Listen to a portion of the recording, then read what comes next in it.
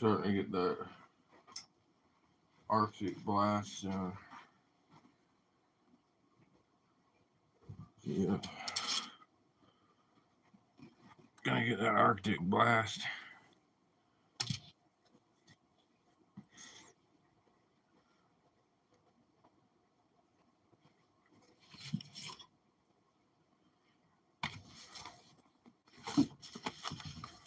Sure why I bookmarked that part. Oh, this chair could be any more uncomfortable.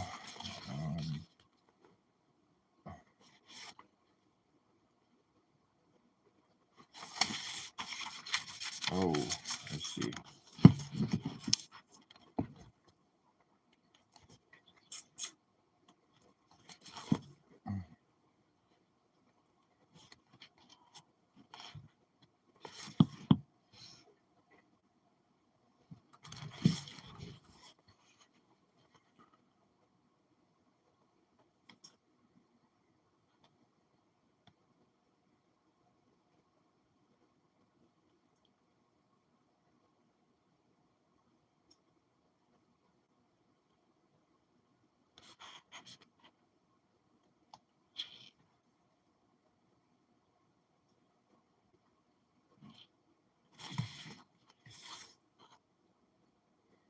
Aye, Captain, Jerry said, engaging the skid steer tracks and abruptly causing some dirt below from the rim of the trench to buckle.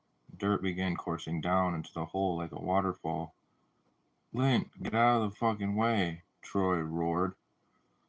Lint snapped and rolled from underneath the breaching lip above. Jerry continued to tear further rearward, back up the hill, driving even more material down as his tracks slid. I'm sorry, Hoff the Mighty, is that a wig? No, it's not. How's it going? Just sitting here reading.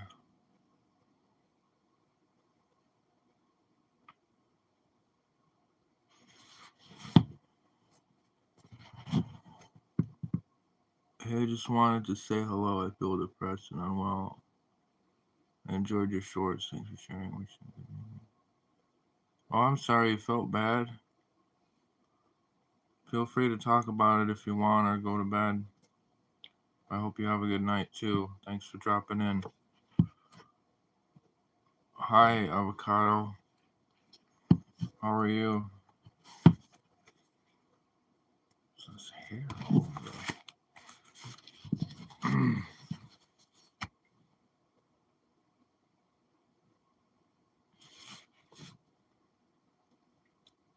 Jerry continued to tear further rearward back up the hill, driving even more material down as his tracks slid.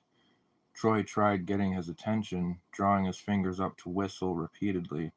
Suddenly he noticed an even larger crack forming underneath the very front end of Jerry's slipping tracks.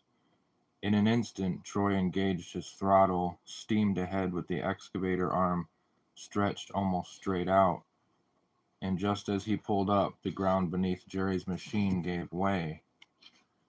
Just beginning to hurtle, the machine face down, right into the mouth of Troy's bucket, which caught the bulk of the weight, his own machine slipping hind end up a bit. I'm pretty good. I'm just chilling and reading from my book. It's called Prophet of God. How are you doing? Was your day good? A tornado of dust swirled around the breakage as Troy steadied his hydraulic arm's grip. From inside the skid steer, they could all hear hysterical laughter as the air cleared. Whew, what a close one, Jerry cracked. Yo, when I say go ahead, bring it in reverse, 'kay? You got it? Troy commanded from the other end of his extended arm. He increased his power until Jerry's rubber tracks finally picked up enough friction to slide backward comfortably away from the edge and onto more level ground. The trench was filled with debris and limestone chunks now.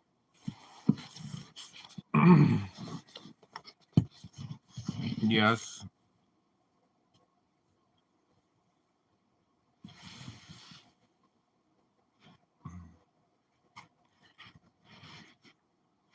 Yes. That's fair.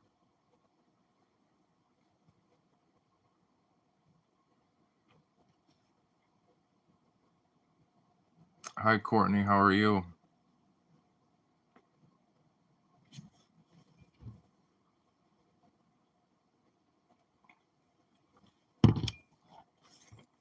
Ooh, it's Mountain Dew Code Red.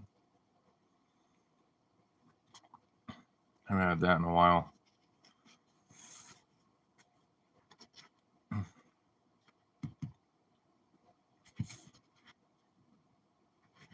The trench was filled with debris and limestone chunks by now.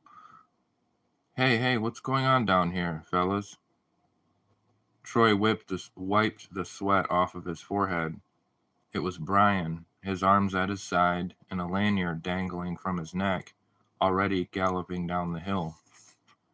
Some guys from up top near the house popped their heads up to get a look down below. Some of the roofing guys made whistling noises and croaked in mocking laughter. Nothing, bud, it's all under control, Troy replied. Brian removed his polarized sunglasses and began to examine the chaos below, trying to balance on the cliff. Vitali, who authorized you to dig down here this far? Brian barked.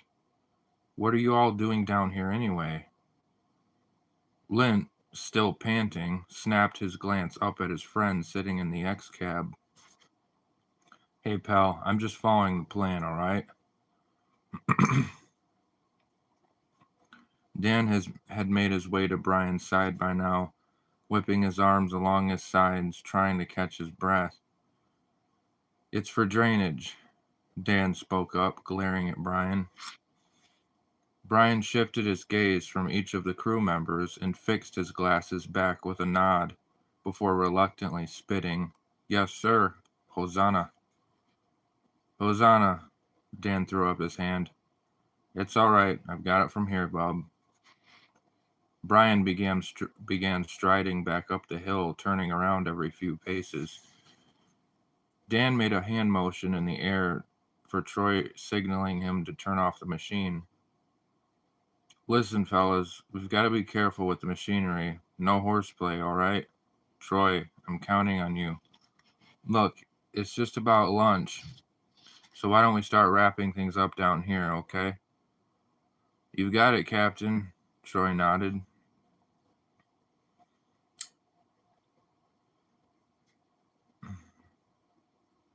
What's up?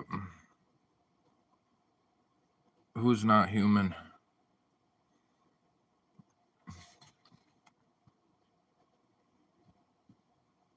The trip up the giant hill toward any hope of a shady part of the property was almost a task by itself. It seemed more appealing for the crew to just huddle along the edge of the hill where some foliage grew along the shimmering water of Gogwak Lake to stop for lunch, in spite of the armies of bog critters and gnats. Lynn always had his backpack with him and made a seat across a piece of driftwood, sifting through his bag. The others had come to learn from Troy no work site should be without a cooler stuffed with ice, and that, on a scorching day as this, a cold drink becomes your god and your religion.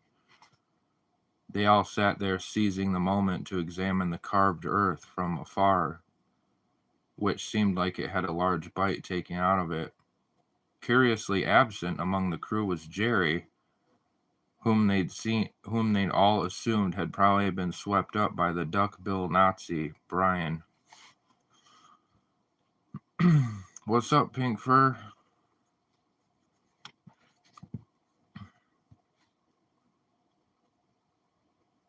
I thought you were going to bed.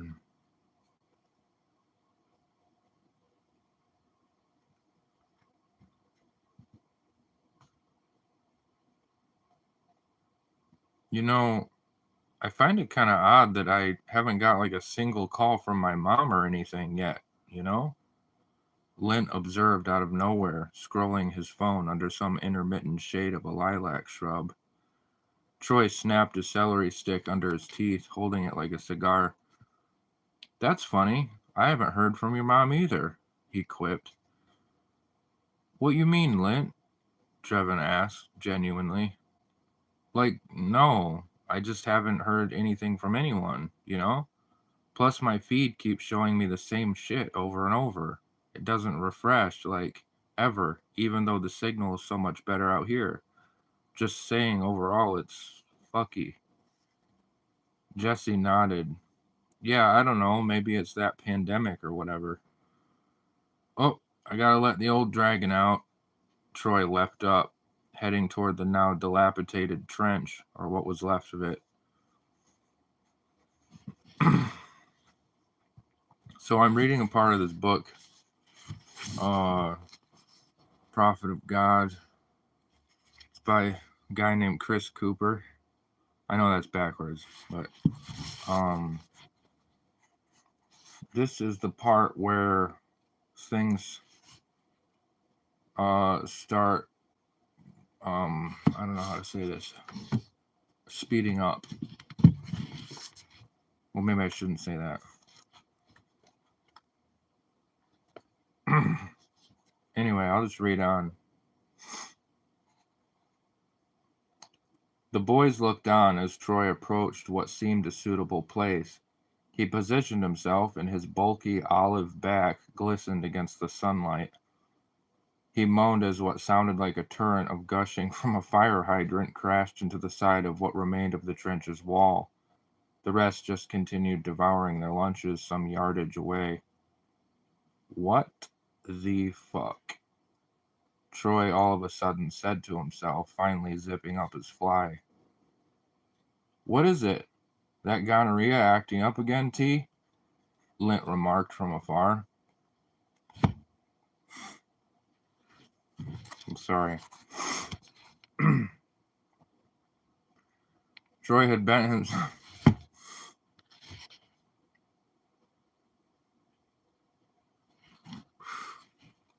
Trying to breathe. Troy had bent himself down to get a closer look at something, resting his hands over his kneecaps. "Yo, there's either a big-ass rock here, or," he said, "or that's a fucking piece of concrete." "Huh?" "Let me see that plan," said Troy, turning his face to the feasting group. He hopped back into the seat of his parked machine and began flipping through the clipboard Dan had given him from before, displaying the schematic. "What is it, T?" Jesse asked. "Nothing, man. Just, there's not supposed to be anything down here." Troy grabbed a shovel from a pile of tools and began breaking apart some more dry earth, till the steel tip of the shovel could be heard scraping against something tough. Troy paused. "That's a foundation, man." "No cap," Jesse remarked from afar. Troy dropped the shovel and opened a toolbox where he kept an impact drill with an attached carbon head about half-inch thick and 18 inches long. Lint had since dragged a couple 100-foot-long extension cords down from the top and plugged them into the house in an attempt to charge his phone. Troy plugged the drill in and began pummeling the concrete face underneath the dirt, which shredded away plumes of dust on account of the dryness. LOL. "Yo, what are you doing?" Jesse walked up to his friend, cramming the last corner of a bologna sandwich into his mouth. "Like I said, according to the schematic, there's nothing here. I don't know, I just thought I'd check it out," replied Troy. "What if that's like the septic tank or some shit? Or what if it's the crypt the boys stuffed Hoffa into?" Troy joked. "Not impossible knowing this goddamn place, bro," Lint tished. "Anyway, the boss says we need this thing back at least 24 more inches, so..." Troy had managed to drive the drill bit almost 3/4 of the way back when there was a break, and he drew back. He knelt down and took a look into the fresh hole. Nothing. I can't see shit. I don't know why I said that in an accent. Jesse rolled his eyes. Hold up. Troy began drilling a second hole. By this time, Lint and Trevin had gathered around too to see what was up. The drill stopped. I literally don't get it. It's just like a random box in the freaking hill, Troy said before continuing to drill. He peered into the hole again. I can see something. What? Trevin chimed from the side.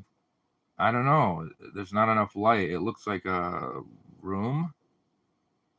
The guys took turns clenching their necks to get a look inside. All right, wait. Troy had another idea. He drilled a third hole to make a triangular shape and proceeded toward his toolbox again, returning with an 8-pound steel mallet he'd given the nickname Wotan. Jesse had taken the clipboard and was examining it and said, "This schematic looks like it was something my little sister would doodle. What the fuck? Where do you get this?" "Stand back," Troy ordered, approaching with the mallet and all the gracefulness of a Viking berserk. He smacked the head into the side of the concrete till it fractured to reveal a gaping hole, and you could hear chips falling, echoing from the inside. Troy knelt down once again to look. "Yo, I see a red light in there." "What, for real?" Jesse asked. "Yeah, check it." Jesse squinted to see inside of the hole, and some distance away he indeed could spot a sharp, small, red light amidst the darkness. "Hey, guys," Lint spoke up. "What?" "This shit's giving me a funny feeling." "Lint, you gotta lay off that resin, man." Troy looked over. "Nah, for real. I don't know what it is. I just feel weird about this shit." Troy contorted his face, looking at Jesse. Trevin now walked closer and wanted to look inside too. "So, like, what do we do now?" Jesse asked Troy. "I don't know, bro. I guess I'm gonna have to talk to Dan about this. Whatever this thing is, it's in our fucking way. We can't get the damn sock drain back far enough." Trevin tried propping his smartphone's flashlight up against the side of his face when he looked into the hole. After a few seconds, he gasped, and his other hand grabbed the side of the dirt. "What? What is it, Trev?" Jesse asked. Trevin shot back away from the hole and turned to Jesse and Troy. "Dude, there's someone in there."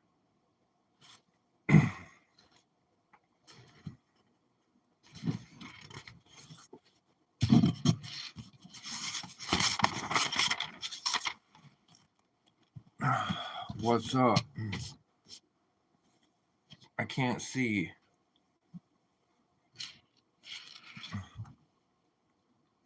"You sleeping?"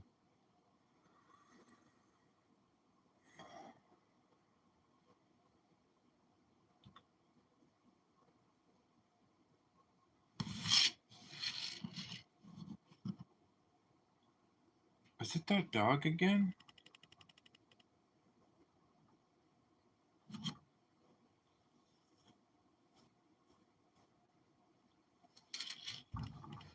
"There's this dog that the neighbor has that sounds like a human,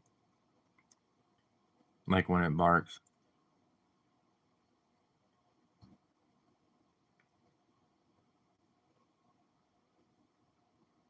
"Oh, okay.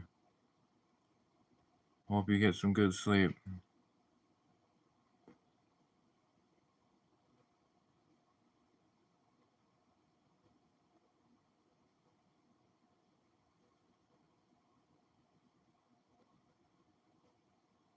"Mm-hmm. It is very strange."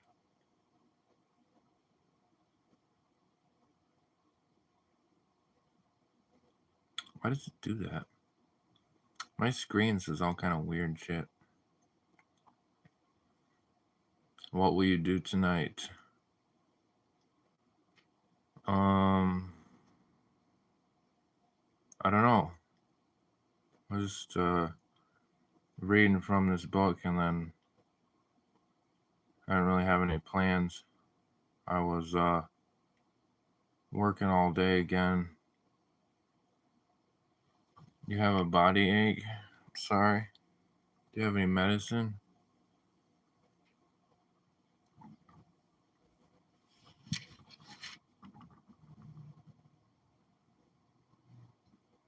Take some ibuprofen. Ibuprofen. We could read from the Bible again.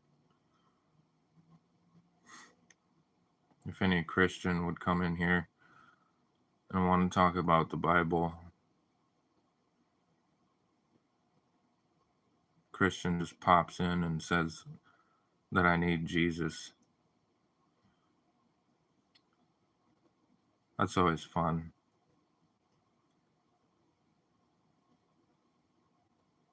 I took over-the-counter stuff. Okay. Well, I hope you feel better. Why did you do a lot of work today? Is that why you're aching?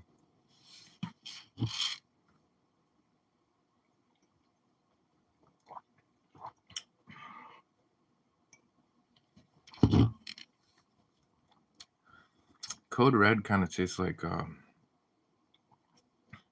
cherry flavored motor oil.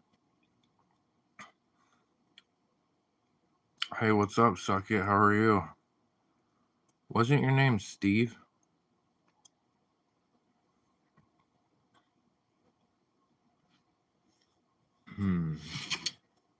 Steven?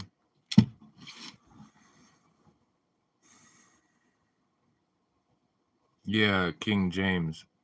I could read the new NRSV, but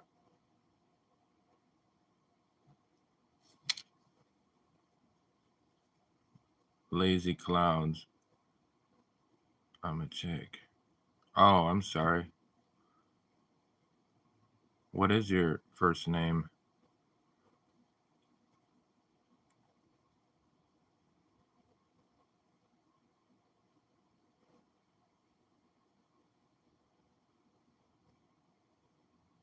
You want to hear the Bible?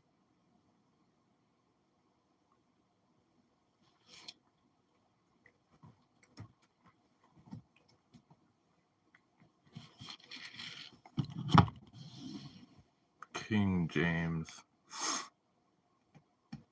You know, I heard that King James had this Bible commissioned to be translated originally so that the Puritans would shut up back in Old England. They were basically, the Puritans were kind of extremists, and they didn't like the Bible that was in English. So they, King James, the king, tried to arbitrate between the Puritans and the traditionalists. And that's how the King James Version wound up occurring. It was a sort of compromise between the Puritans and the ones who were cool with the current translation. I thought some of the original... Oh, wait a minute. Maybe this does say it. Like in the King James Version, there's an introduction that's usually printed along with it. That's kind of, I think it's the original introduction from 1611, introducing the translation to the King James. By the grace of God, to the most high and mighty Prince James, King of Great Britain, France, and Ireland, defender of the faith, etc., etc. The translators of the Bible wish grace, mercy, and peace through Jesus Christ our Lord.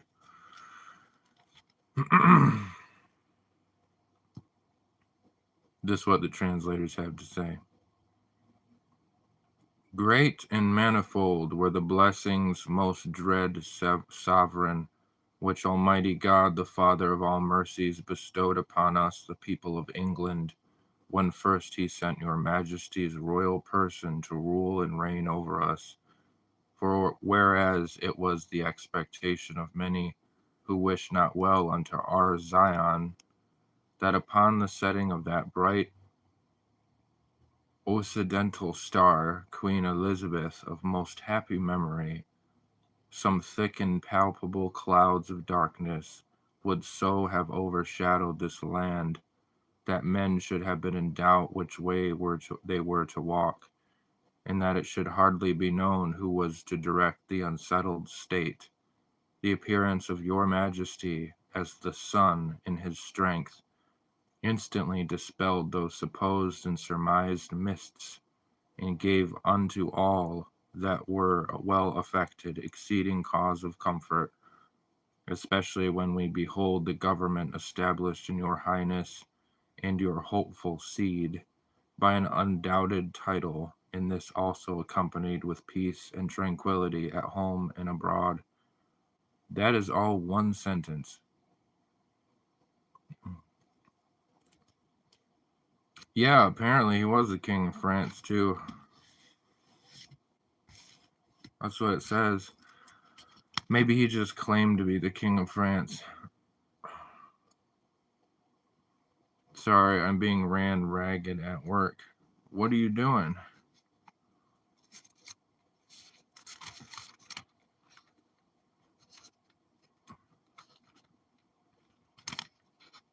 Yeah, maybe he just claimed to be the king of France too. People back then were just claiming titles all over the place.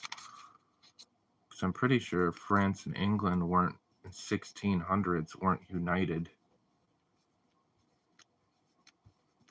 That was like in the medieval, the Plantagenets, like way back in like 1200.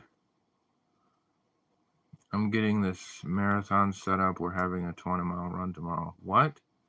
So you're literally running. People all over here. Ooh, I'm getting this marathon set up. So you're just like putting up like gates and blockers and stuff. You're off tomorrow. That's good. Oh, you're off. Like you're. I see. I'm going to look it up. Okay. I work for ODNR. What is that?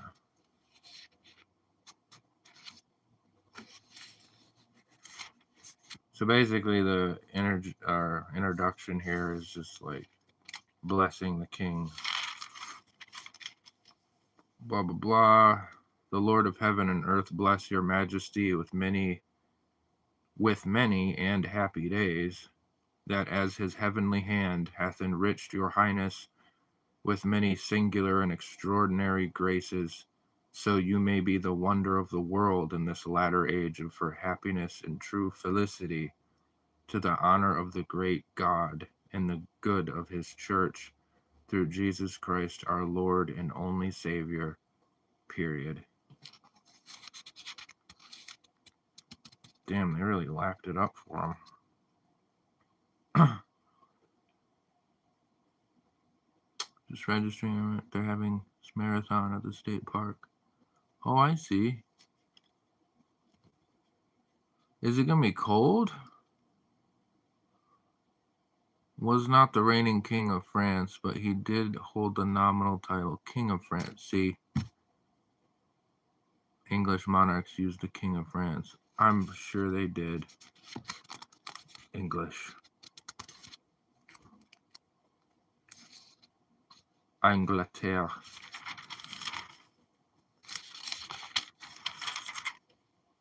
Angleterre. Angleterre.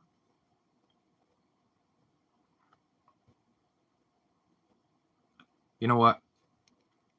Let's just read the entire King James Version of the Bible all the way through in one live. Genesis to Revelation. Let's go. Chapter 1.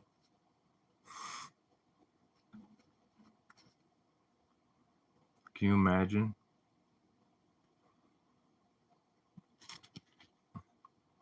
In the beginning, God created the heaven and the earth. And the earth was without form and void, and darkness was upon the face of the deep. And the Spirit of God moved upon the face of the waters. And God said, "Let there be light." And there was light. And God saw the light, and that it was good. And God divided the light from the darkness.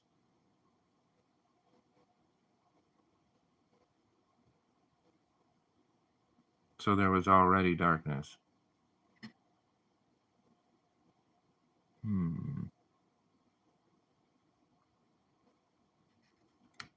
There was already darkness.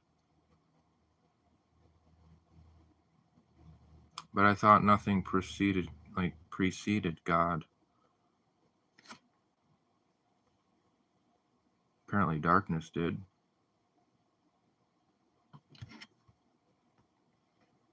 And God called the light day, and the darkness he called night. And the evening and the morning were the first day. And God said, "Let there be a firmament in the midst of the waters, and let it divide the waters from the waters." And God made the firmament, and divided the waters which were under the firmament from the waters which were above the firmament. And it was so. And God called the firmament heaven, and the evening and the morning were the second day.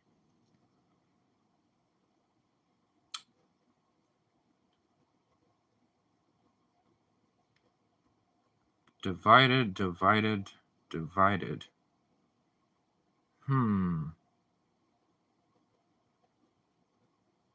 Interesting. The word divided appears multiple times. I wonder if that's important.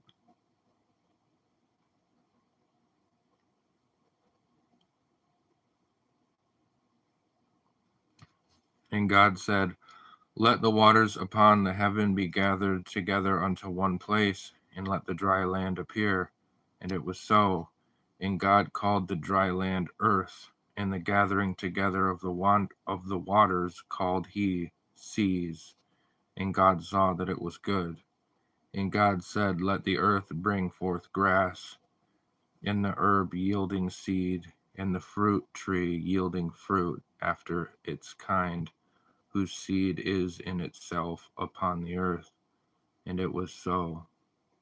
And the earth brought forth grass, and herb yielding seed after its kind, and the tree yielding fruit, whose seed was in itself after its kind. And God saw that it was good. And the evening and the morning, the third day.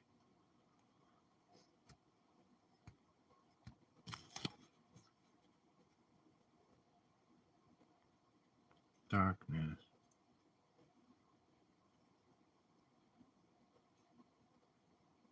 Indeed.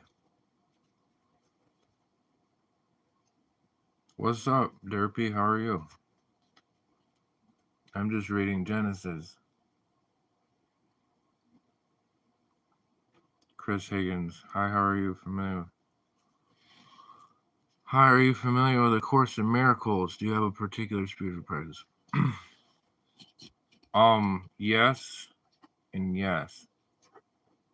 Actually, my grandma showed me The Course in Miracles, or A Course in Miracles.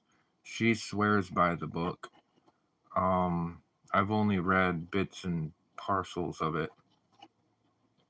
And I do have my own spiritual practice. It's called Sunesis. What about you? What do you think of The Course in Miracles? I'm good, sleep deprived, but fine. Why are you sleep deprived?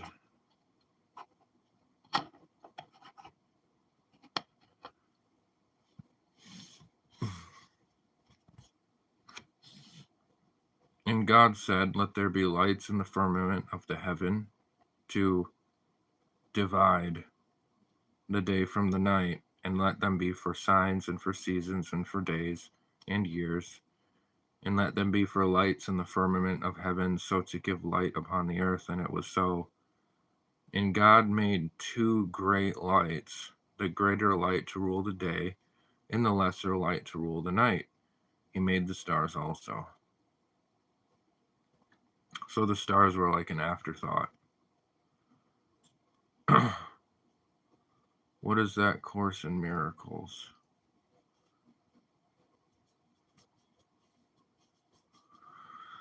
Course in Miracles is a book written by, I think, two collaborators, co-authored. It's basically allegedly a dialogue where the Holy Spirit or Christ consciousness speaks. I think it's divided into what they call text, and then like there's the text of the course, which is Christ speaking, and then there's like questions and then manual for teachers or something. It's a pretty thick book. I used to have a copy before I had to move, and that whole tragedy where I lost my entire library, that was one of the books that I lost, was A Course in Miracles. I never got around to reading the whole thing. I keep becoming nocturnal, so I skip sleep to try resetting my circadian rhythm. So I've been up for 30 hours. 30 hours? Why don't you go to sleep then? Damn. Take a Benadryl. Chris, I find the course interesting and helpful, but I'm open to other types of practice. Can you share some of your practice? It sounds interesting. Audiobooks. Yeah, I'm sure it is on audiobooks. Milano. I have a question driving me crazy. Who gives... Man, my eyes are getting old. Who gives Jesus his name, why he died, where his grave, and he was born in no father, and died on cross himself or the Father?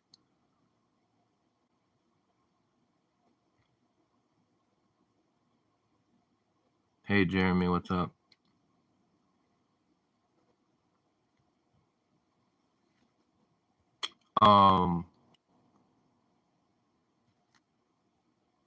So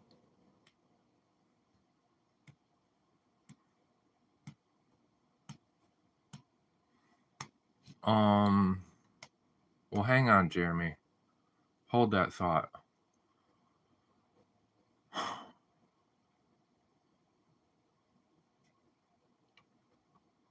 Well, Mary gave Jesus his name. He died because he got in trouble with the Romans and the ruling classes of the Jews. His grave, to be honest with you, is probably amongst some collection of bones somewhere near Jerusalem. But I don't know. There's a lot of theories. Some say that Jesus didn't ever die. That in fact he was never killed by crucifixion. That he lived through it, which sounds crazy, mostly because of Hollywood, but in a way, Jesus was only on the cross for 3 hours. It still is really bad, but in Roman times when people were crucified, They were left there just to rot for days.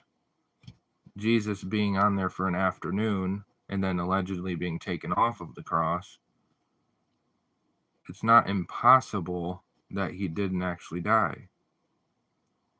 And then he could have left, got out of Dodge. Maybe he went to India. There's all kinds of theories.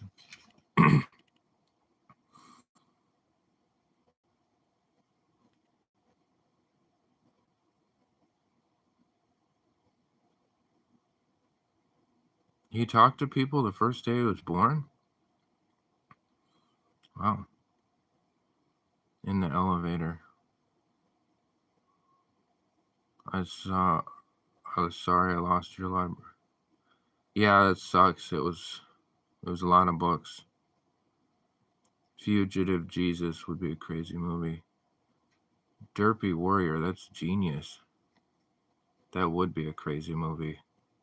But really, that's why probably the first disciples were so if you take it in the way of tradition that he was resurrected, he'd still technically be seen as a fugitive by others.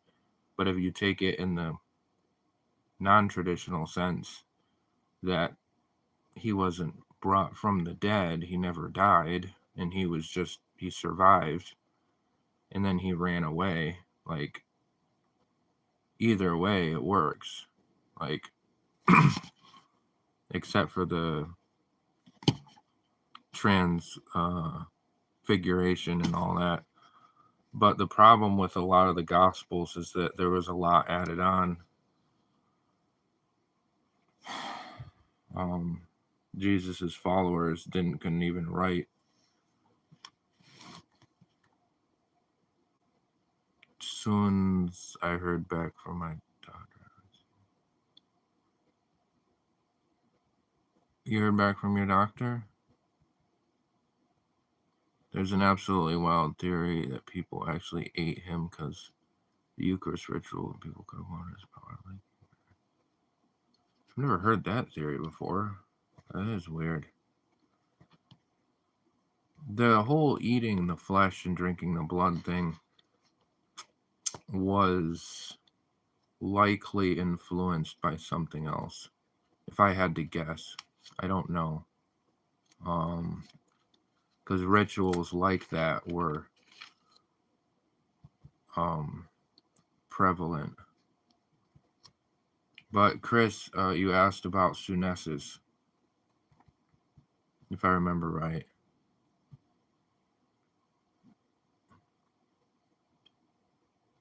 Is absolutely what? Oh, I already read that. Sunesis is, so talking about it from the top, I came across the word Sunesis, Sunesis.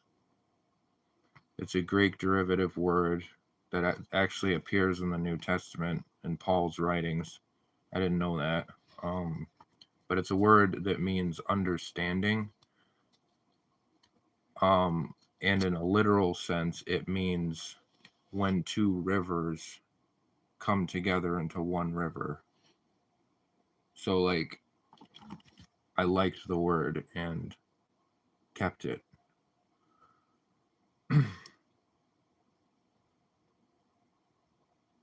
have a brain tumor. Oh my God, Jeremy. That's why you're in the hospital?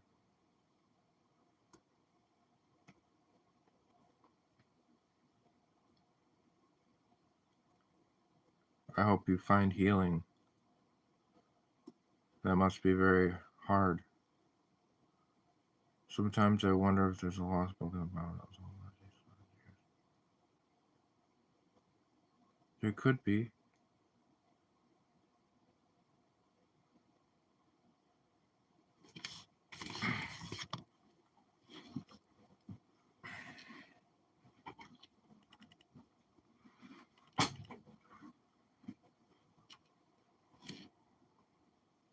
Here are the boots. See? They're pretty dirty from outside work. They're both tied. These are just some winter boots. These weren't my normal landscaping boots. They don't even have a steel toe, but they're traction boots for like snow and stuff. There's the boots. I would set them on the table, but as you can see,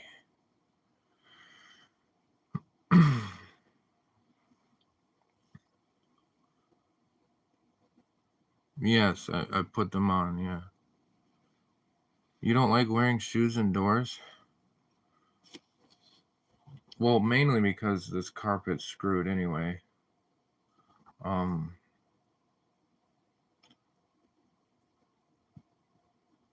So Synesis is basically. Do you want me to just read the first page of Synesis?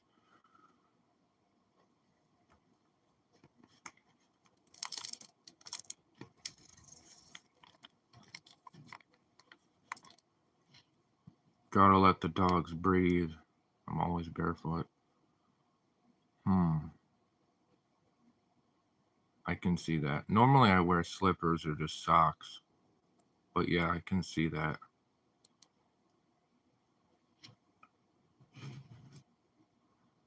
Okay, here's the first page of Synesis. This isn't copyrighted. Not that it really matters. Chapter 1. Everything comes from one thing. The one thing everything comes from is called God. God's name is Elah. E-L-A-H. God is oneness and has two faces and many children. The universe is filled with God's children. These are broken up into like short sentences.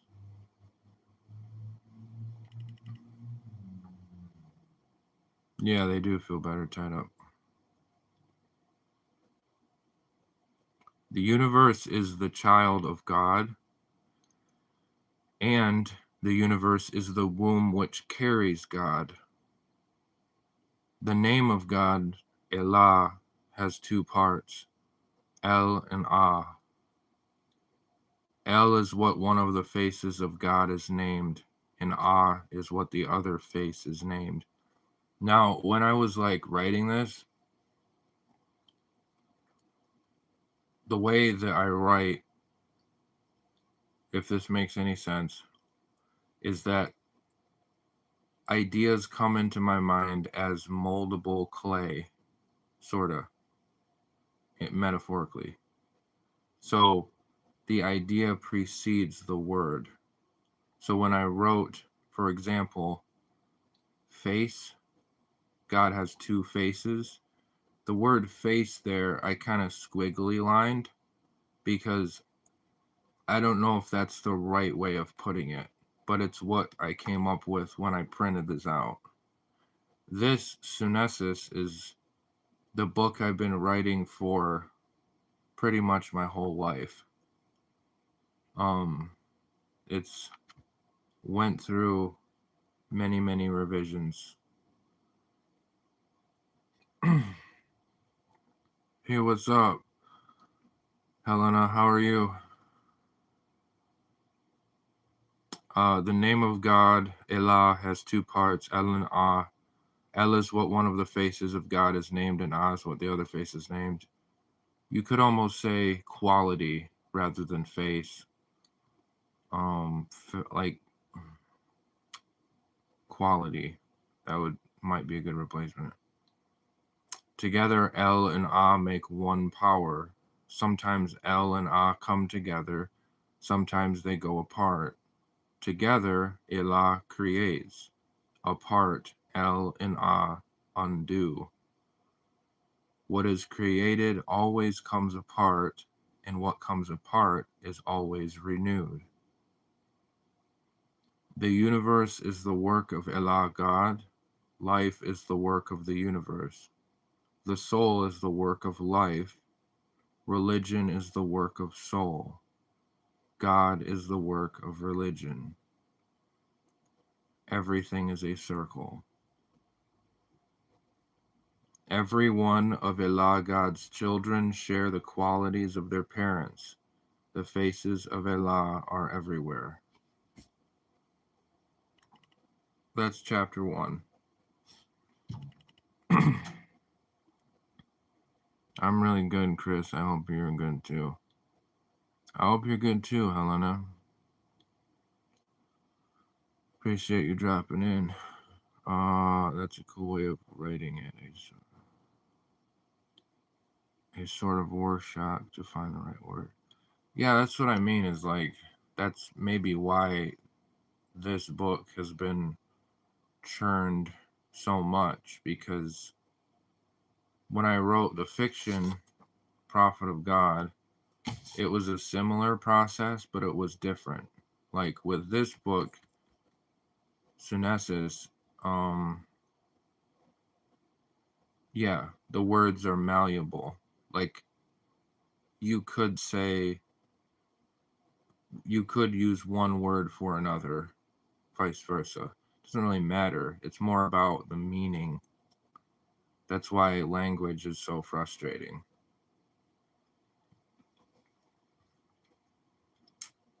I love that. Well, thank you, Pink Fur. So, I actually have penned in many places in this thing where like something didn't quite work. But that's chapter 1. It's broken into chunks like that, where it's chunks of writing of like 1 or 2 sentences, and then it'll go on to something else. And then the book itself goes on.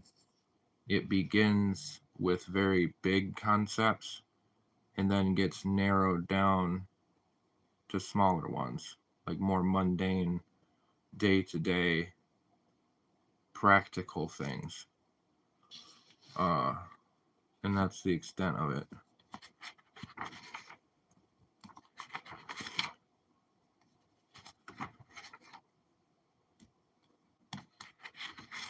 But that is Sunesis.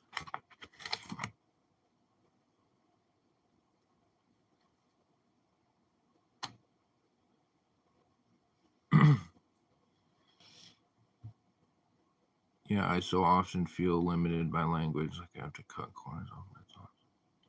Yeah, you're saying it just right. That's what I mean, Derpy Warrior. Yeah, that's what I mean.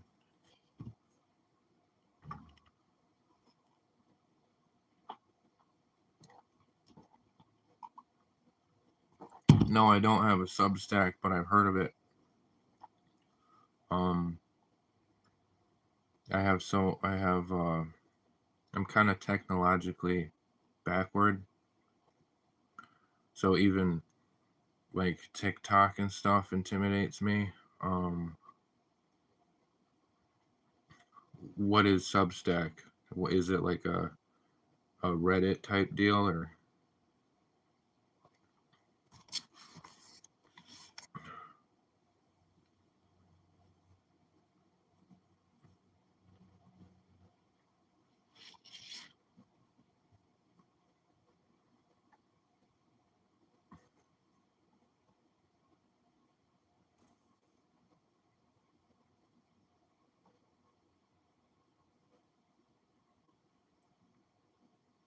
Principles, values, virtues, hues of the same color, and words of the same meaning for our purposes here.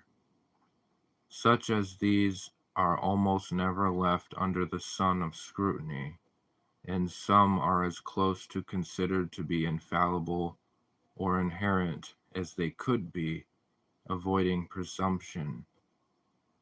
Principles might be discovered often which hadn't been articulated before, but far more rare are they altered. On them chiefly, then, is our reliance. This is from chapter 13. I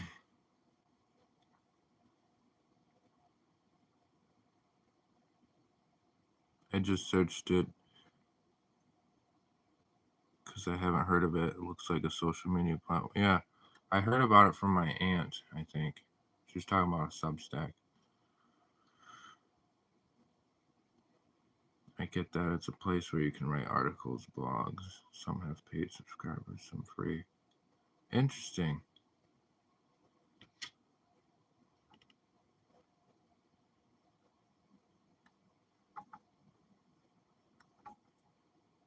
My grandma ought to get on Substack.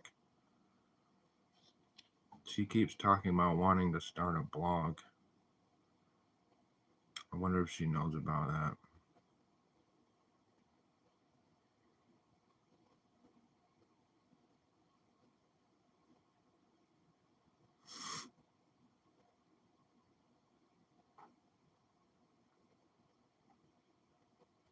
What is it that prompted you to bring up A Course in Miracles?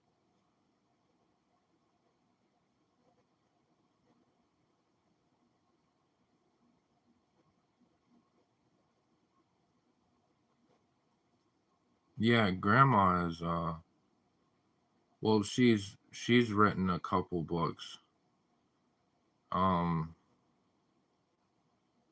She's always kind of wanted to be a writer, singer, songwriter. But she also has a bunch of articles that she wrote. But she's 72 or something. But she is obsessed with like making a blog website.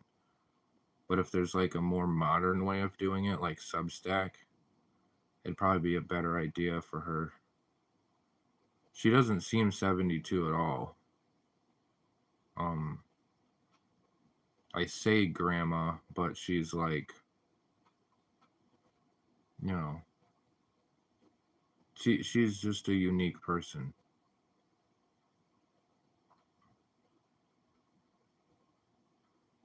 Yeah. She's cool. Kind of an old hippie. In fact, she was a hippie back in the day.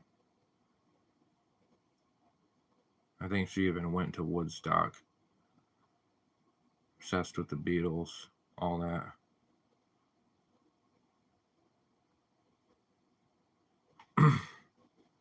But she's the same grandma that swears by A Course in Miracles. Like that's her favorite.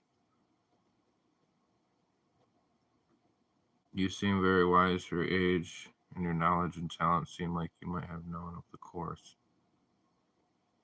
I've known of it, because of her. I haven't read that much of it.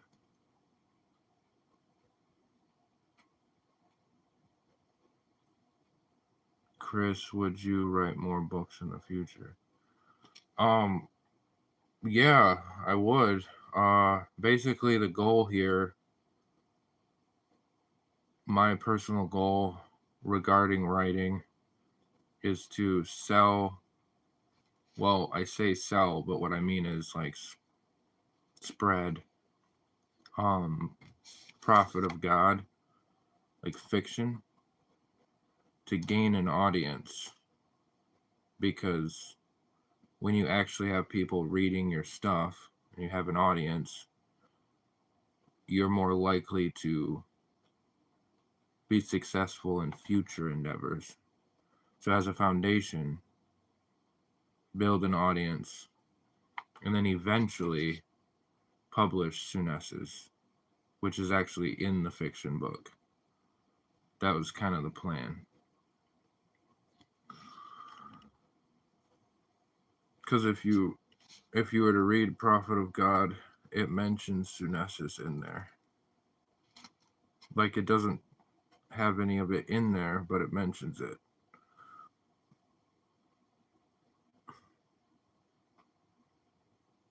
It's a self-study program that has 365, yeah, of workbook exercises and a text to follow. Yeah.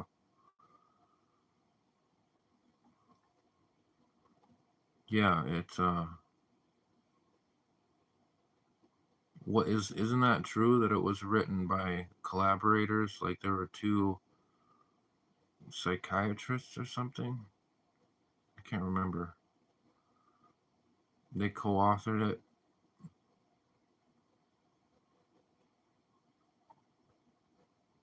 My grandma, yeah.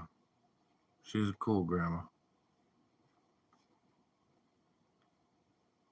She's like a pretty spiritual person.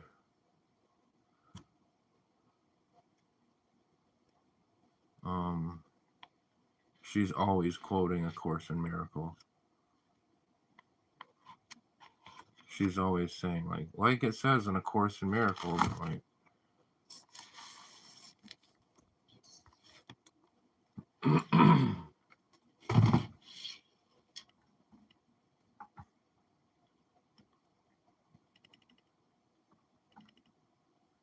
I thought you were tired, Pink Fur.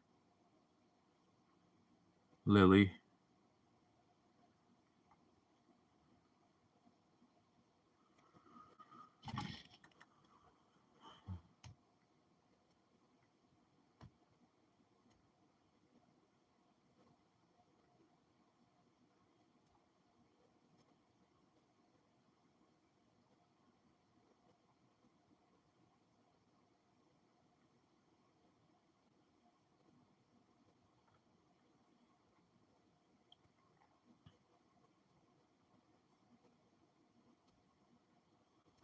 I also thought about reading other fiction books on this channel. The problem is I don't have a lot of fiction books, and the ones that I do have, a couple of them I haven't read myself. There's one I'm working on right now, and I don't know if I could read it on YouTube because I just don't. I picked it up a long time ago at Barnes and Noble. It was on one of those like popular shelves. Oh, hey Anthony, how are you? I seem tired. I'm a little tired. I feel a little better. Do you? Hi. I was able to go get the mail. The mail's still running? That's good. What's the book called?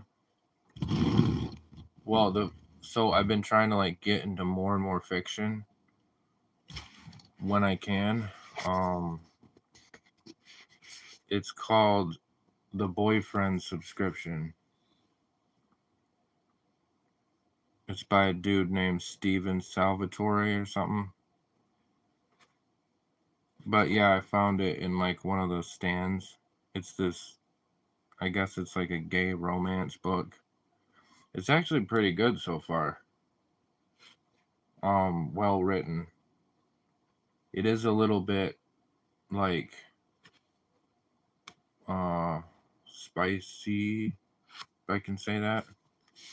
So I wasn't sure if I could like read it out loud or how much of it. I don't want to get kicked off of like platforms or whatever. But it seems okay. Like I don't see any. But yeah, it's like a romance thing.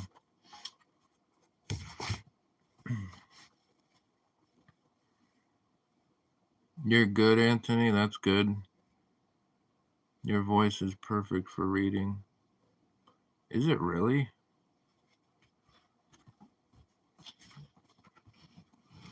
I'm not. I don't know how I feel about my own voice, to be honest. There's a lot of people with nice voices. It's only 7 p.m. here in California. Yeah, my aunt lives in California. I visit her often. She lives near San Diego. Spicy gay. Yeah, it seems pretty gay.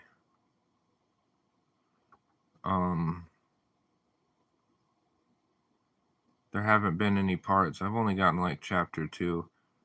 There haven't been many parts of.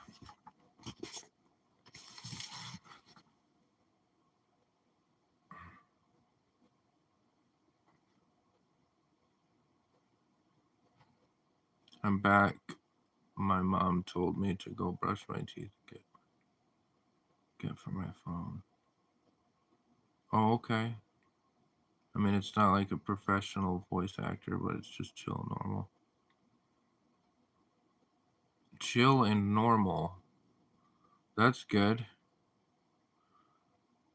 So it's not jarring. It'd be nice if you can read it as well. Read this one?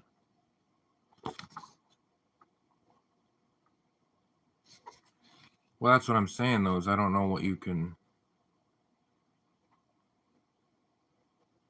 Let me just like look at. Ooh.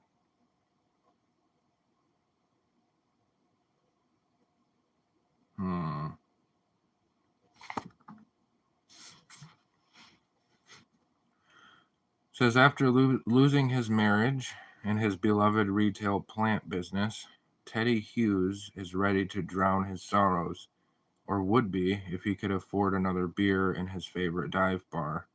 He has no choice but to uproot his dreams and leave New York for good. And then a gorgeous stranger walks in with cheekbones that could cut glass and a confidence that leaves Teddy panting. Like the leather harness he wears under his designer suit, Cole Vivien is a mass of contradictions. Yeah. So the dude's French. New Yorker meets a French guy. His name's Cole Vivien. So far, that's what I gathered from it.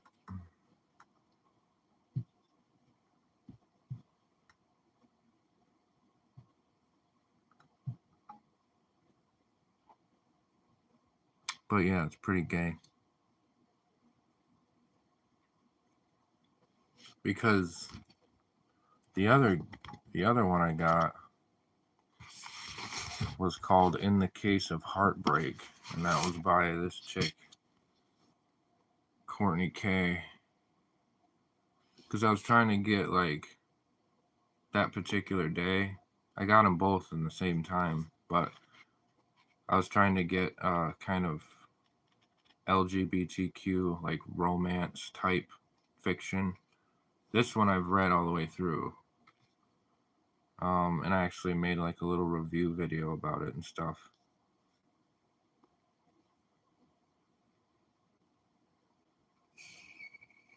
She wrote another one too. I think about a couple of lesbians. Yeah. It's called In the Event of Love by Courtney K.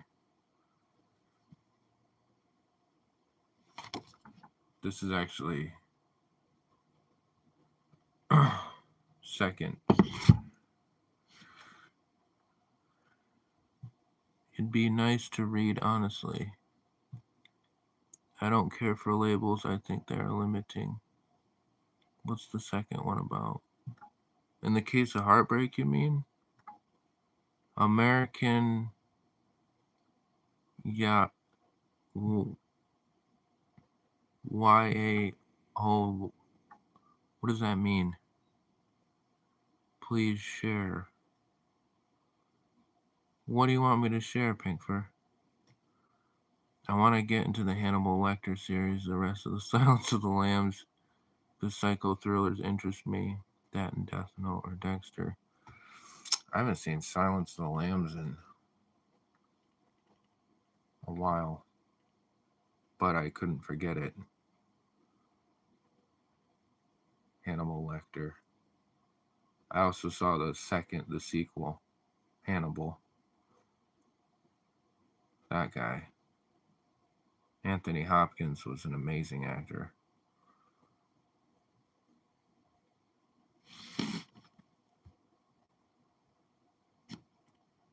second one name?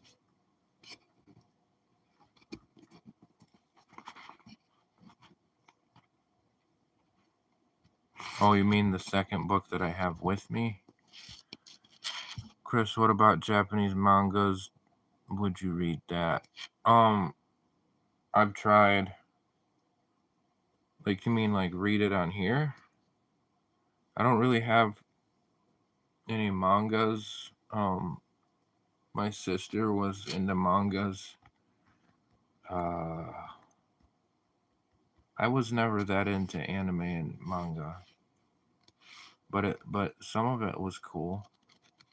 I'm just not very familiar.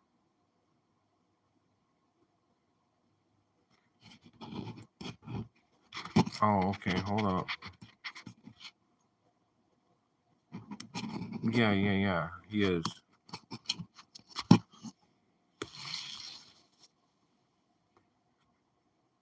Called In the Case of Heartbreak.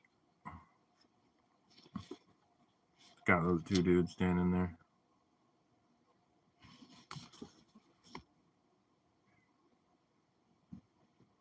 Do you want the whole review of it?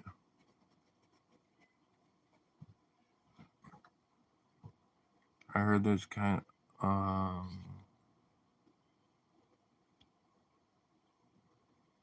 I heard there's a bunch of gay themes in the 2015 Hannibal series, which was surprising. Yeah, I saw a clip from that series. It did seem kind of gay.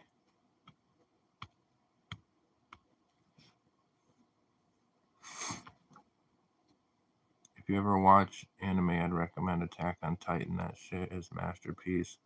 Like, beyond just an anime level, but fiction as a whole.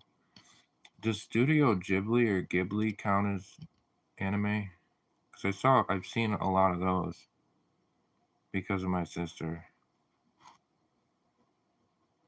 When Marnie was there was a tough watch. That was a deep story.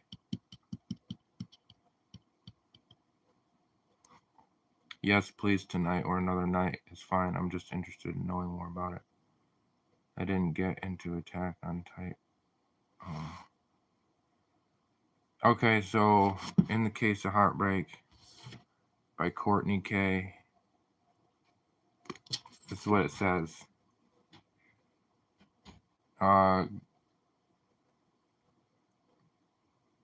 Ben has been baking his mother's cinnamon rolls at the family cafe for years. He's been quietly in love with Adam Reed, his musician slash mechanic neighbor. I almost said manic neighbor. For just as long.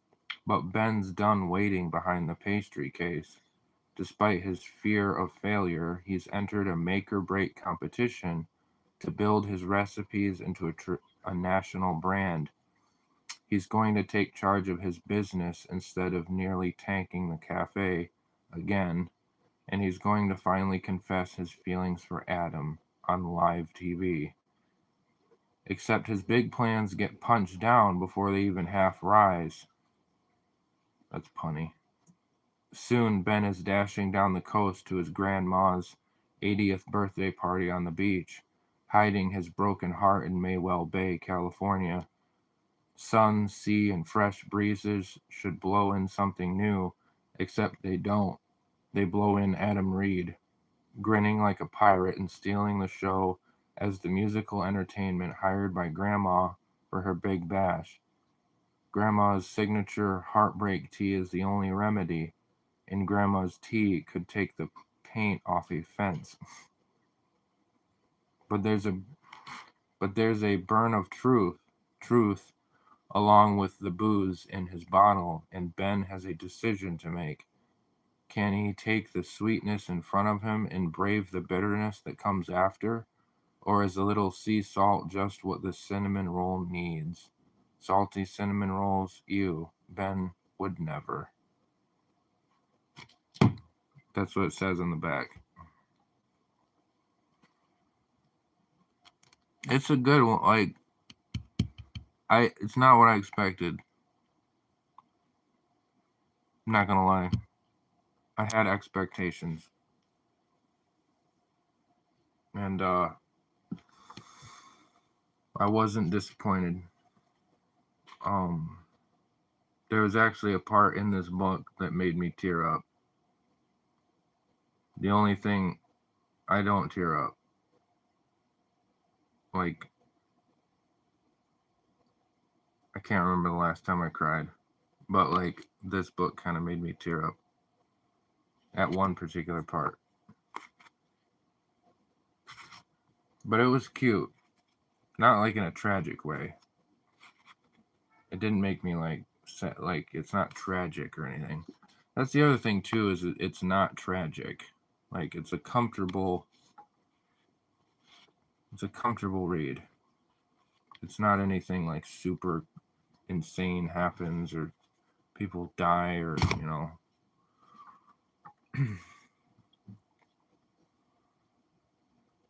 Ghibli is an anime studio, yeah. AOT was made by Wit and Mappa. I see. Already emotional. Yeah, I would recommend it. It's good stuff. Particularly the part when I guess I shouldn't say.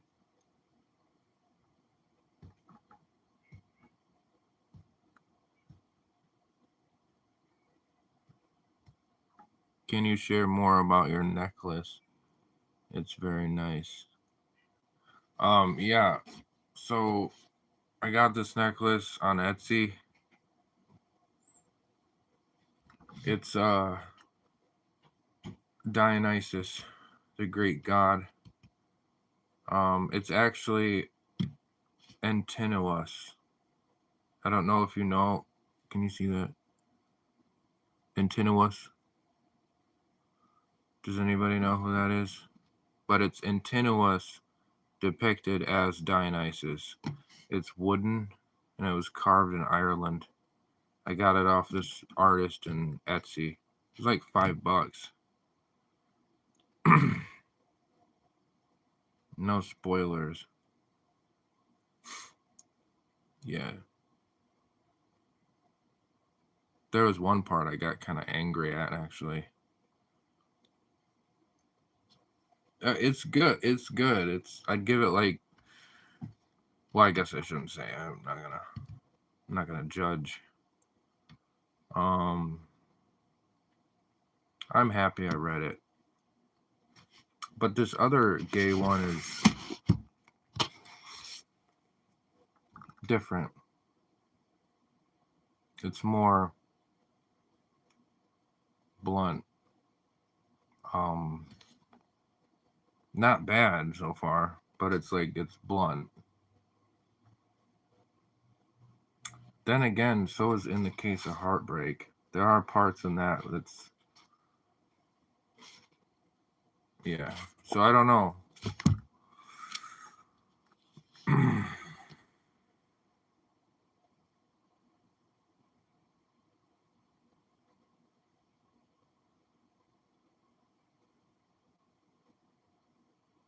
So Antinous was the lover of the Emperor Hadrian of the Roman Empire. He died tragically in the Nile, legend says, under mysterious circumstances. Some say it was because of the jealousy that people had, because the Emperor Hadrian paid too much attention to him. But afterward, he was deified as a god by the emperor. I just think he's really like handsome and good vibes. So I got the necklace. Like I searched it up because I think I was also trying to test a card that I had. So I was looking for something that wasn't like a big purchase or whatever. So I looked up just get a necklace of Antinous or whatever. So I did. Came from Ireland. I'm not sure what kind of wood it is. But yeah, it's a whole story. It's a sad story.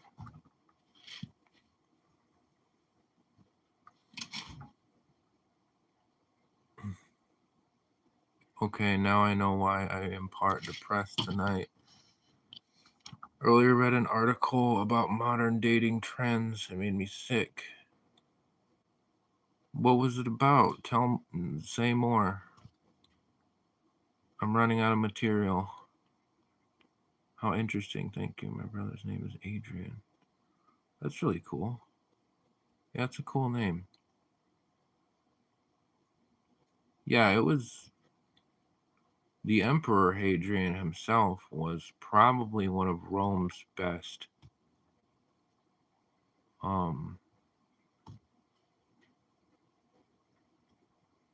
But yeah, Antinous was his male lover turned god. Well, I mean, that's debatable. Which Hadrian, whether Hadrian was the best, that's a whole other turnip cart there.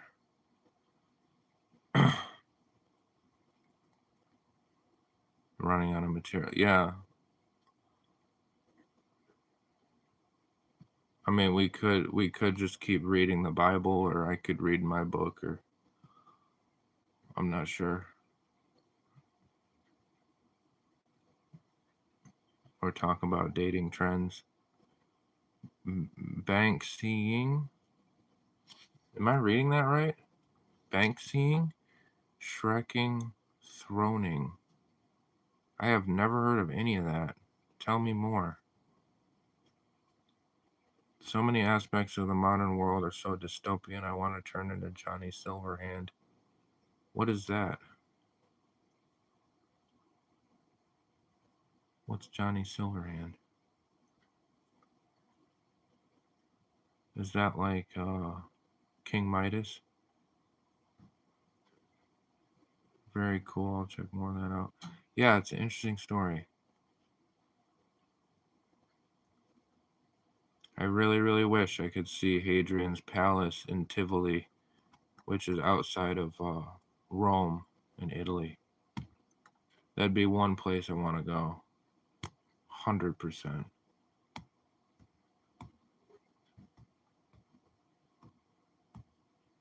I'm not going to get into it. I'm sorry, it's triggering. Okay.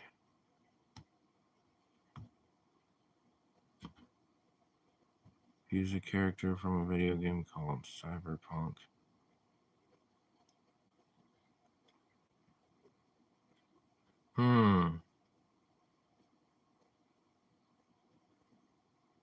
Cyberpunk. I've heard that before.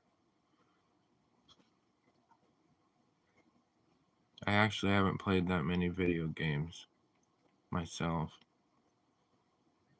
Civilization and Minecraft. Pretty much sums it up. Oh, and Far Cry Primal. Back when I had my PlayStation 4. Before I had to sell it for an electric bill.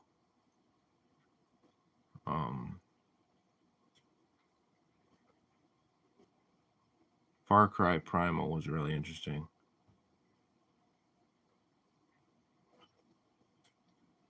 My brother has like way more knowledge about all that stuff than me. It's like an open world game based in the year 2077. So much of it is a reflection of how the world is getting the life sucked out of it. Oh, so like reality?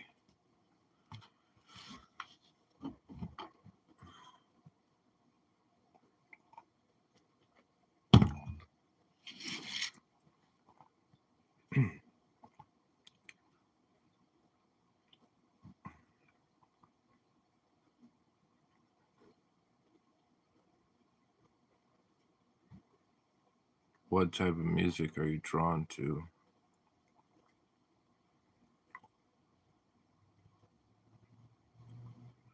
Like many kinds.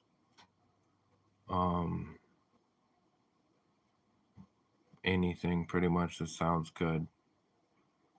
Whatever I'm in the mood for. I particularly like some metal, like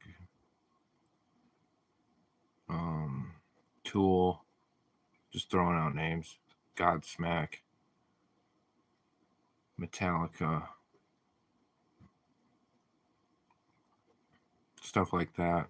Anything from that to really like pop music, like Nicki Minaj, or there are some Taylor Swift songs I like. One type of music that kind of strangely, like I don't listen to music a lot when I've written before, when I've tried writing stuff, but I found that like when I'm listening to trance music or like electronica, that soothes me for some reason. Electronic music. What about you?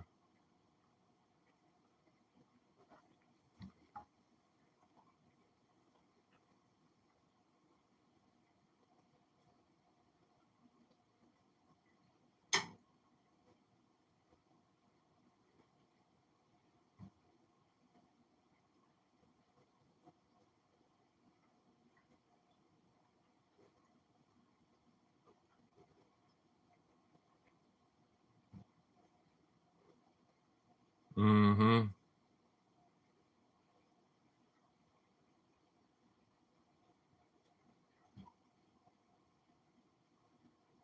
Yeah, I can get lost in it.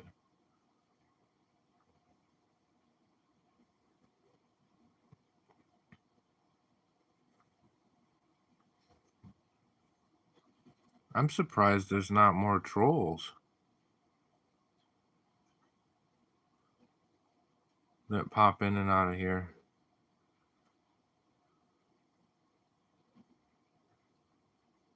So like a troll holiday?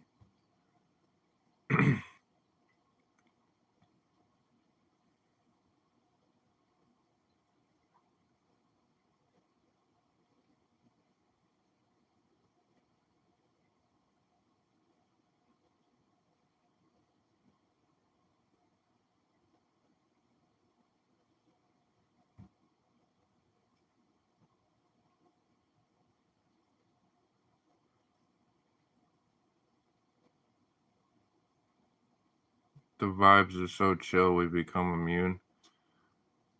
That's good. until Bozo the clown pops in. Yes, I'm very vast like yourself.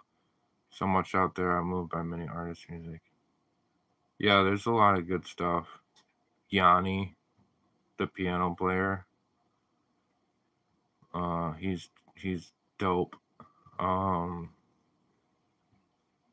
I don't know. I know a lot of songs by sound and not by name or band. Like if you played it, I like a lot of alternative, classic alternative, like 90s alternative. I don't know, would Audio Slave count as 90s alternative? I'm glad there aren't. Last time they got you upset and you ended the stream. Well, they broke my rule. I don't have many rules, and it makes me upset.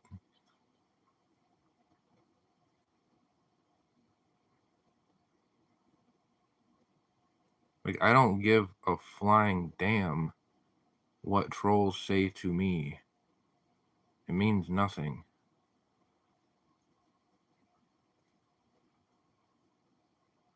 Absolutely all of that. Yeah, yeah.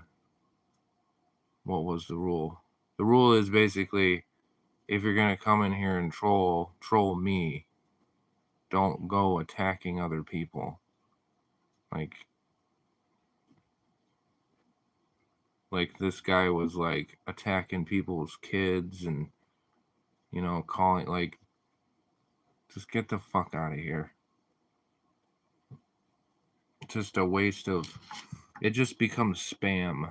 Like I'm sitting here trying to read like legit messages and then a troll, it'll pop up and I'm like, what the, like, it's annoying. It's not even like funny.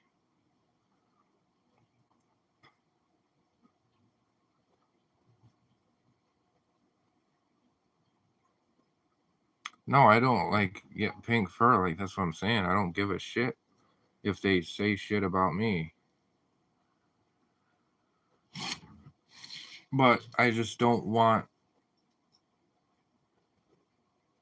like I said, I don't want it to just become like this rolling spam fest where they're just attacking other people. And if there's one rule I could have,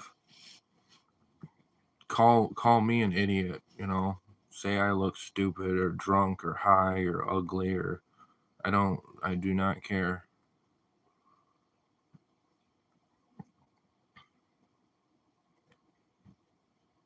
That's why I had to get rid of Bozo. I felt a little bad, but because I hate like silencing people, but I don't,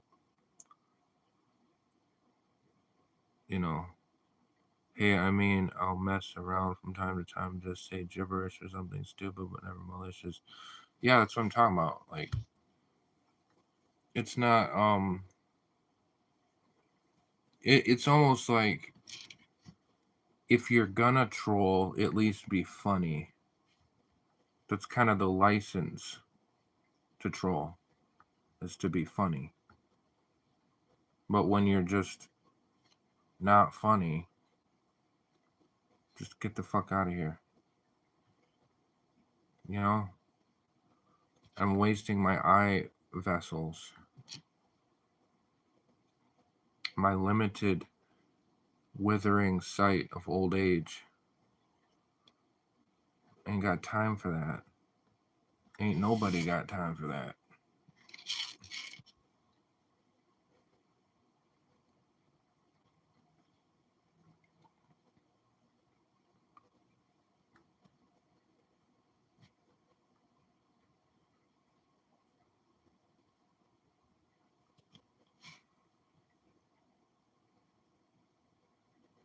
Yeah, I mean, I'll mess. Oh, I already read that. What you smiling for, Pink Fur? How often do you do live streams? Is it just random? It's pretty random. Past couple days, it's been like every day. I didn't really have a schedule in mind. Basically, I'm just trying to promote my book and talk with people about it and just talk with people in general. Like, I like talking with people. I like friends. I like humans.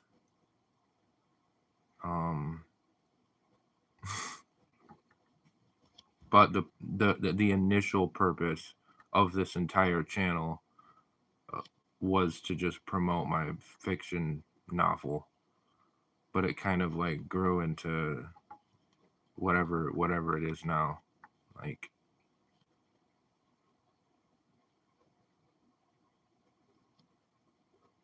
but I should make a schedule, shouldn't I? I've heard that that's very helpful for people.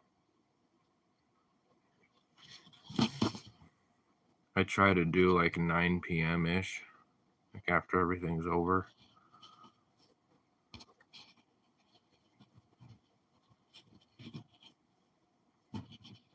Do you ever go live, Chris?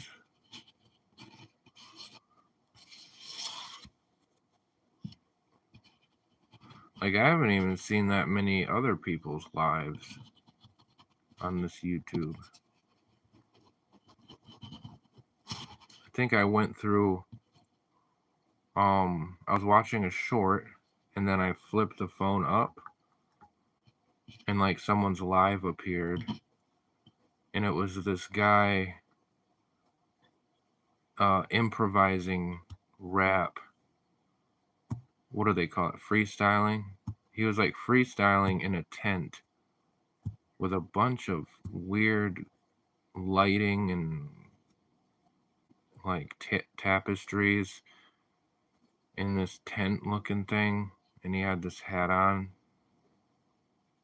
and he was like freestyle rapping, and people were just strings and strings of comments were going like, you suck and you're great, and you know, it was just like, so that was like the one time I've actually seen other lives.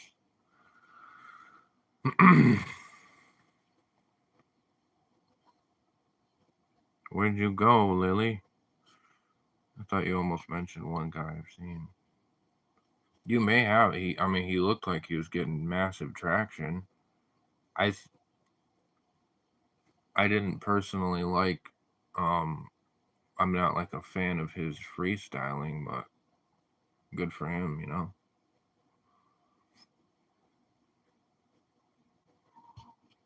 Oh, he went to get some tea. A spot of tea. Did they even say that in England? In Angleterre.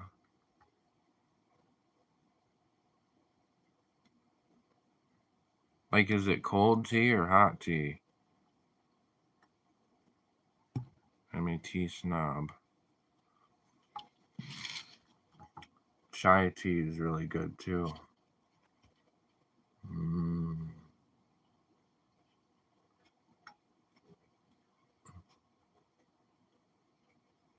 No, I understand. I have not done a live. I was just on and saw your live and joined it last night. But you might have been in my algorithm. I enjoy you and grateful I came across your channel. Well, I'm grateful you came across this channel too.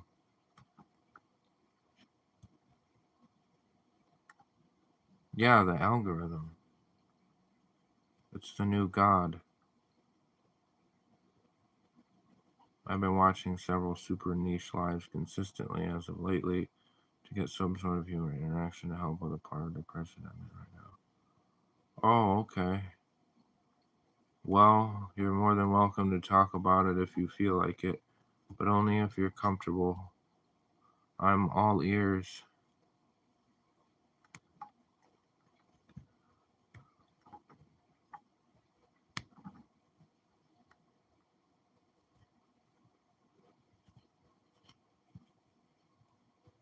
Man, I need a cigarette.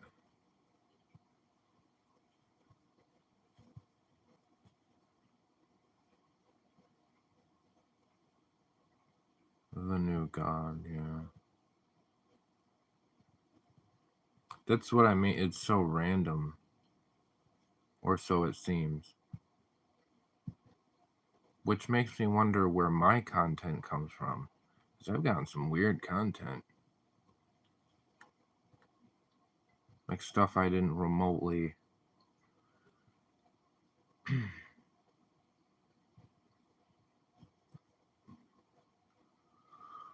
Volp David. Kurt Cobain. Yeah.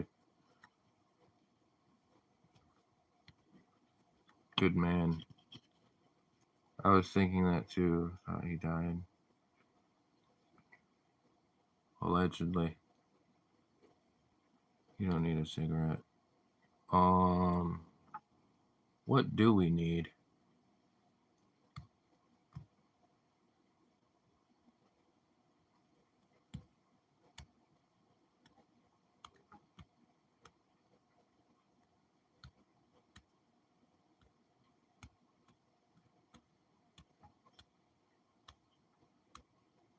Enough about me. What about you?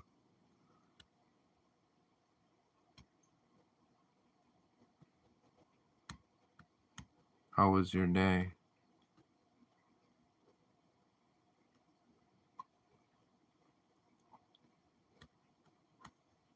Anyway, I'm gonna finally go to bed at 32 hours. Yes, thank you for coming in, Derpy Warrior. I appreciate it. Your viewership is my privilege. I hope you get some good long sleep. Sleep for like 12 hours.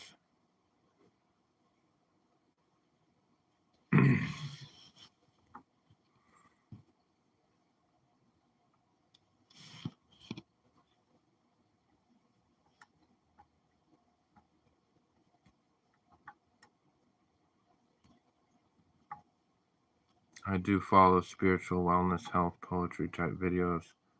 So you do fall in line with those themes, I guess. I see.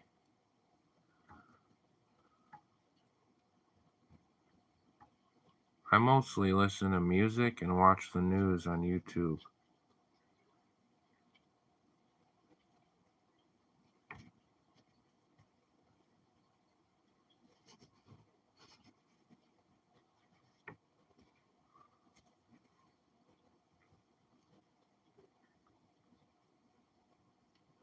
Y'all ever use TikTok?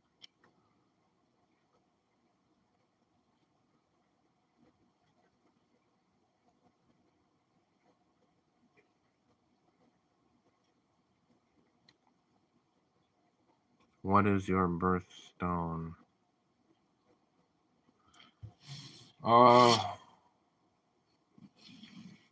Ruby. Ruby.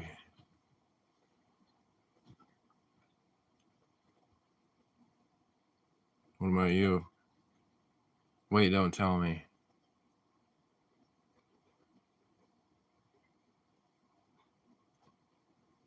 Opal.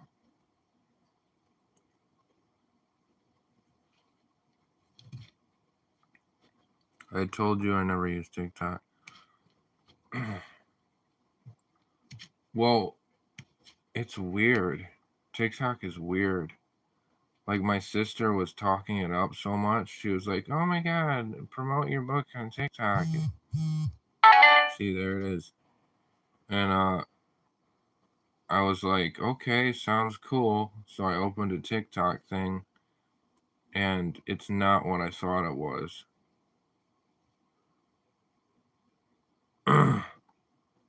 Ruby, are you serious? Yeah, I believe it's Ruby. My birthday's July. Can I borrow some food stamps? If I had any, I would certainly give them to you, Harman.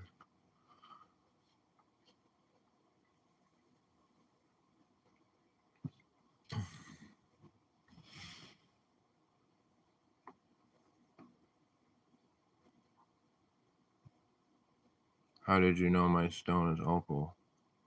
I don't know, that's just what struck my brain.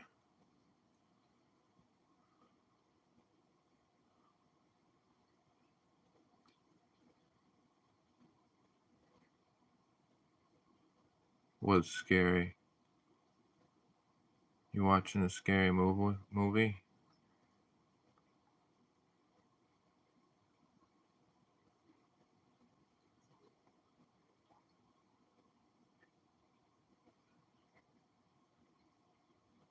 Man, I need a cigarette.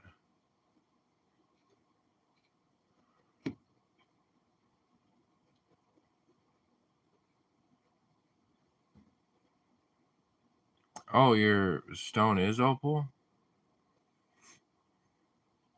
Interesting.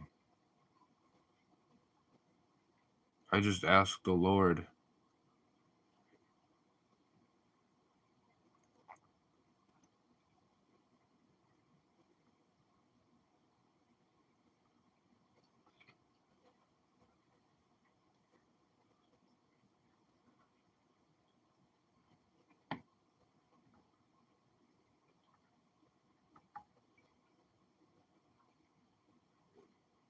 Why can't you smoke and stream together?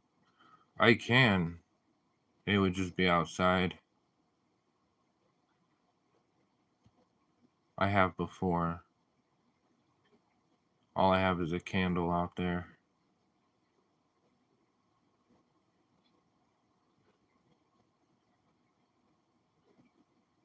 There's witches outside too. Yeah. Opal is actually a very precious stone. Beautiful.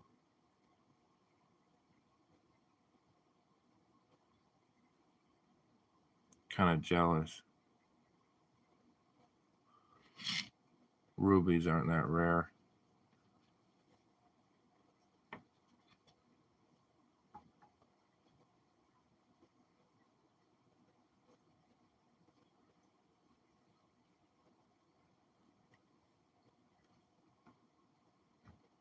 No, because of Bubby.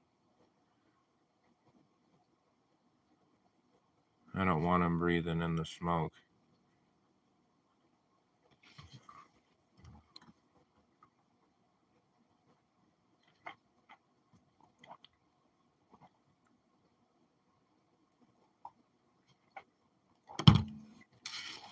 Are they?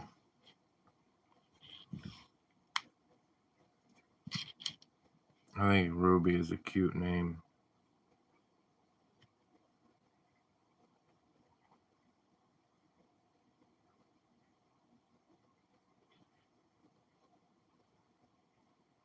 Bubby. Yep, Big Bubba.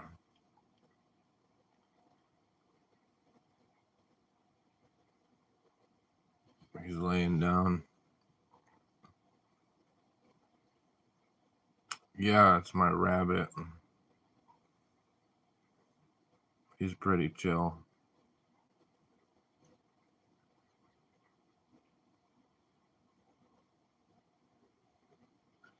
He's kind of chunky.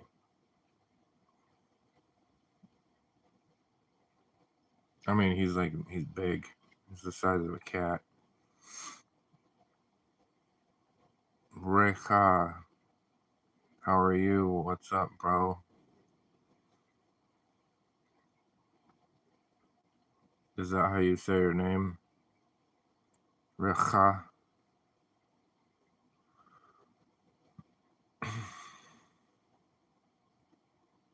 Adorable. That is very thoughtful.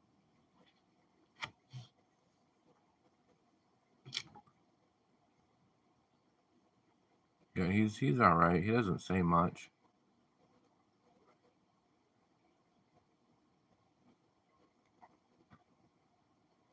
Usually. I am back. Hello, Darrell. I mean, Jeremy.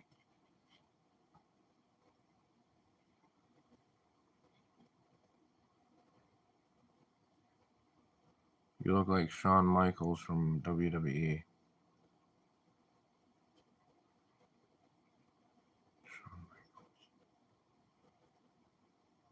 The only person I remember from WWE was The Undertaker, Kane, Triple H.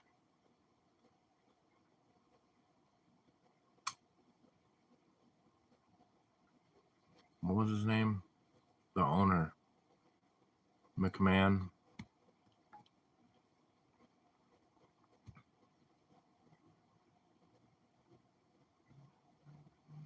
Just laying in my hospital bed. I'm really sorry, Jeremy. I know you're going through that.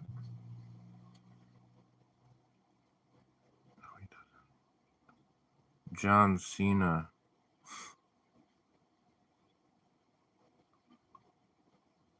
I respectfully. Oh, wait. I see what you're saying. Never mind.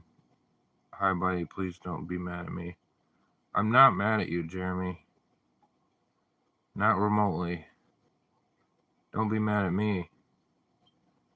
I thought it would make you happy that I showed you the boots. I was trying to make your day better.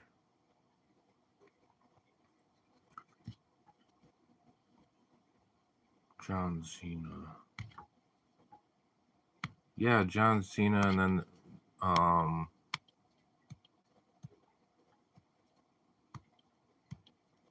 that's all I know. What do I do for a living?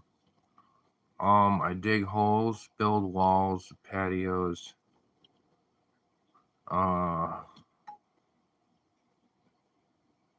Pretty much it.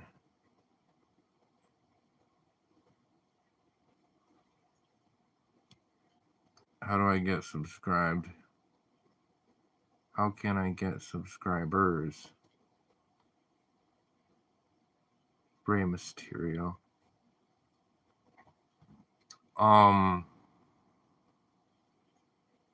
Shorts. Make a series of shorts. I did and you did. I'm happy to hear that, Jeremy. What is it, Lily? What's worrying you? So how's Buddy? He's alright, he's just sleeping.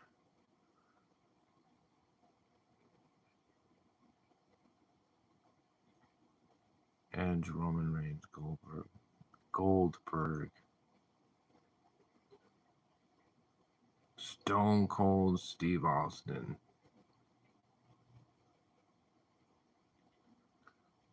I remember WWE back when it was WWF.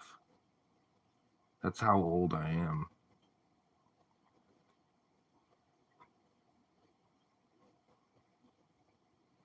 I had a fun party back in 2019.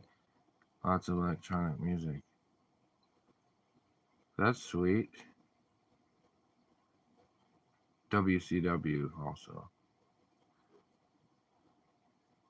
What'd you do at the party, Lily?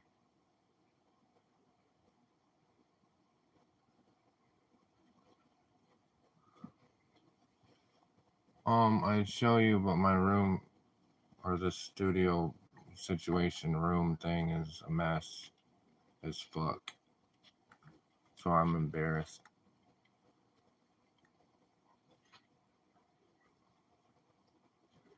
It might wake him up. Shit, I think I already did. Do you know Jim Ross and the King? No.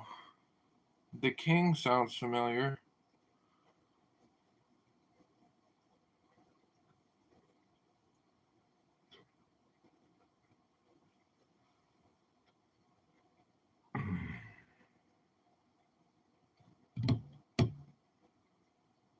Yay, bro.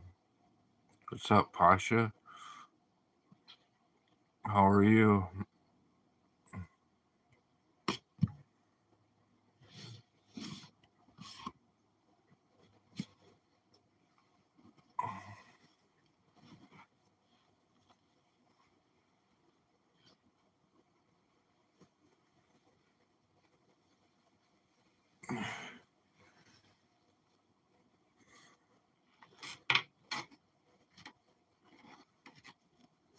You're good. That's good.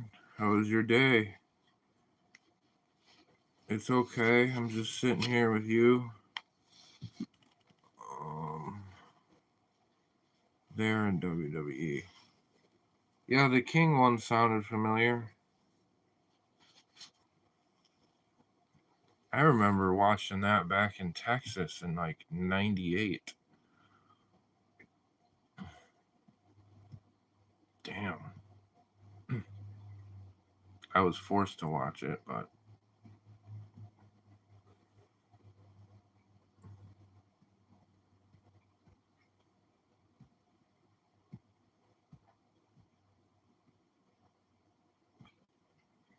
do you ever watch foreign movies?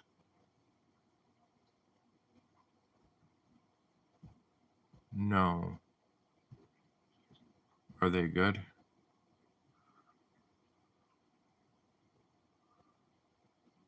Can you give me some advice related to a man's well-being? Yeah, sure. I love giving advice. I like hearing my own opinion. Yeah, Dad and I liked it. in WCW. Yeah, my stepdad watched it a lot. That and sports. Pretty much all that was ever on.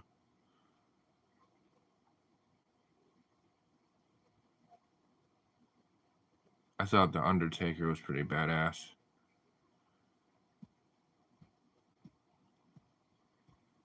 Good and culturally shocking. That's an interesting way of putting it.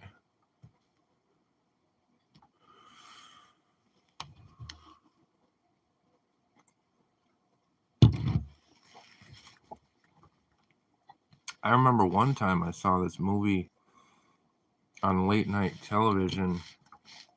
I must have been like 14, but it was called Hesher.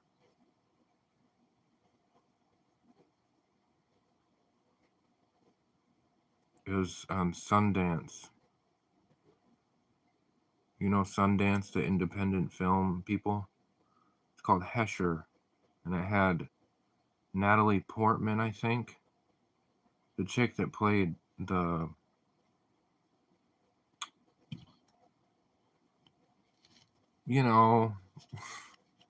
Padme, whoever that is. But that movie was weird, but it was kind of cool, but weird. I remember it to this day. I saw it when I was like 14. You look sleepy. I miss my dad. Oh, I'm sorry. Is your dad no longer with us? I feel like I'm not gonna be on this earth for much long. Why? What makes you say that, Robin Your Hood? I'm chasing my life like a hell. I don't know, man. No financial management, no future goals. Only 20-year-old and isolated, no friends and poor social dynamics, communication issues. I'm listening.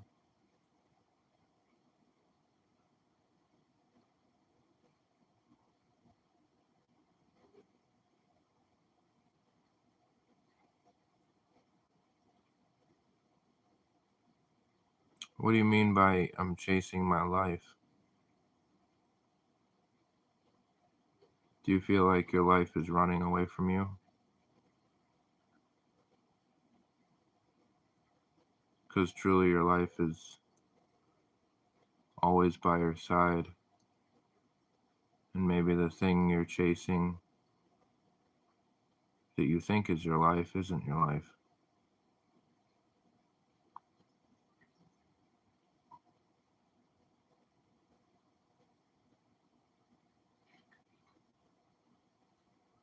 Sundance, yeah. Good channel. Interesting.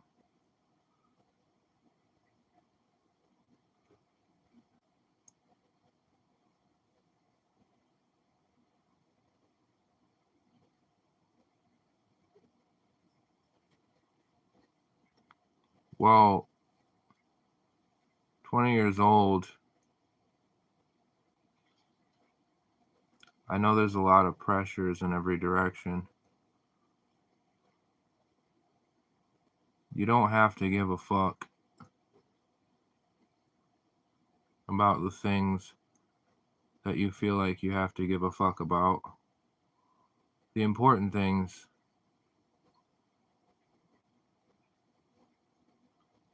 may be difficult sometimes, but they're much simpler than people make them out to be, especially when you're younger. Don't chase. Just let things come to you. They will come. Be more of a gravity.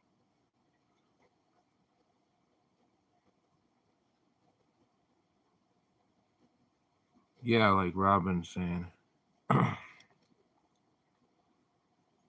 He passed away this past Monday.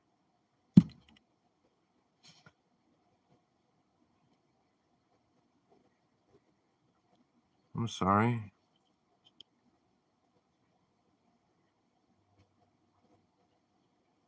Sorry to hear that.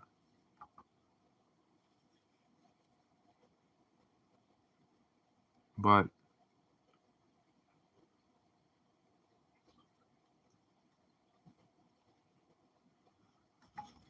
his memory lives on in you, and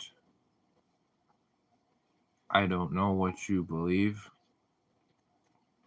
but I believe that when life comes to an end in this form, the next form is without pain, and is completion. So you can know that the loved ones that you've lost are in a state of happiness that wouldn't be recognizable to us because it's so good. I don't know if that makes any sense.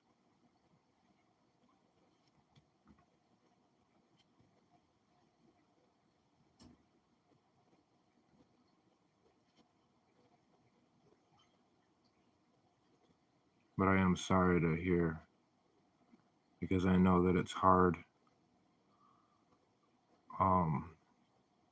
with what bullshit the world throws at us on every level.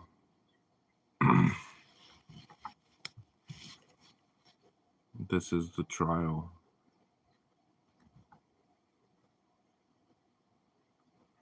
But in the end, it works out. I know that for sure.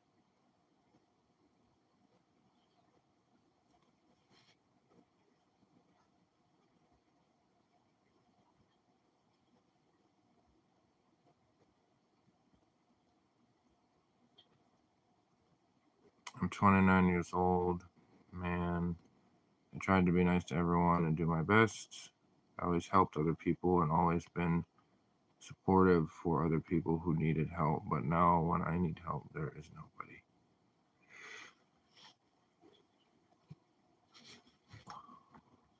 Well, that's when you help yourself and be your own friend, then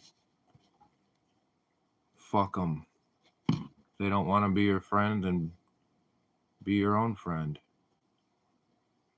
What would you imagine a good friend to be? Be that to yourself.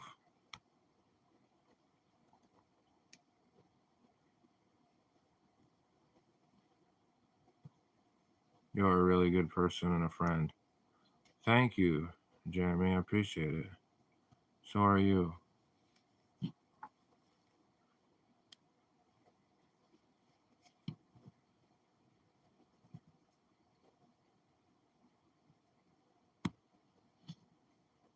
Life is, yeah. And it seems as though many live and exist in apathy and don't care. But there may be more people that care than you maybe readily realize, or that would, that you haven't encountered yet.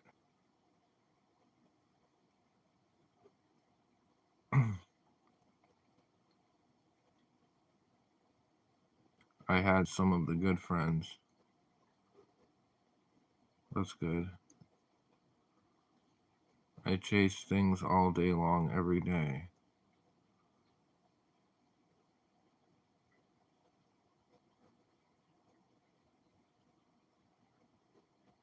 Yeah. Say more. Don't expect anyone to be there for you, because nobody will.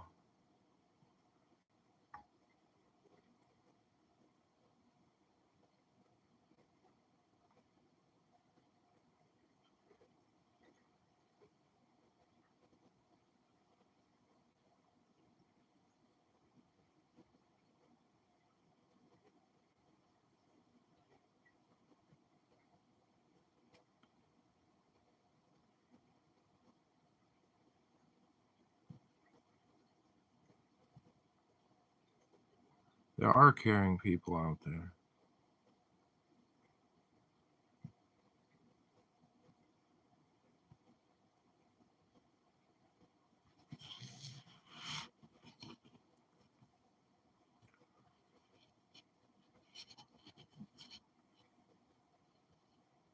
Your advice is profound, Chris. You are really kind. Thank you. Thanks for the compliment. If you're going to assume they don't care, then.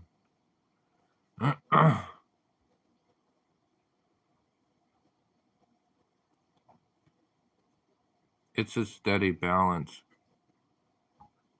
to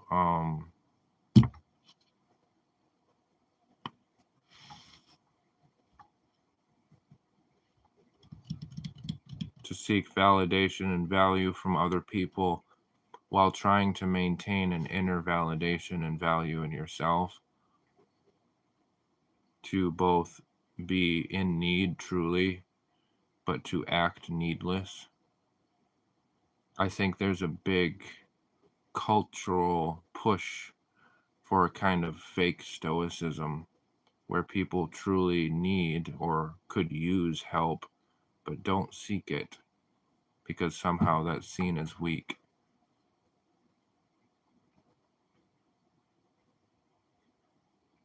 I'm telling you the truth, but you can choose lies, but it won't help you. So did you get any Christmas stuff out, Chris? No. No. Not yet.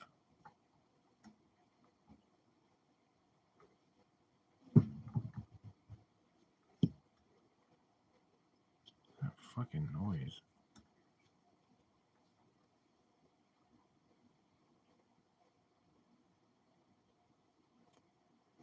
If I could have told my younger self stuff, I would have said stay focused. It sounds dumb, but so much energy is spent focusing on the wrong things that sometimes you just gotta look fucking forward, not down at your feet. Especially as a man. I cut off them because of self-ego and isolation. I also lost my father. I'm sorry, but still I'm not getting serious and always try to letting go of priorities. Just go easy on yourself.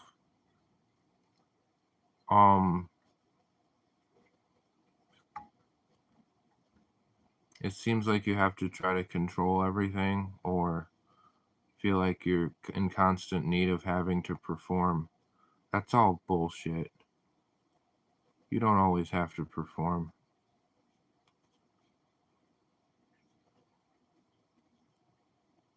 Like, what do you put up? Honestly, not much.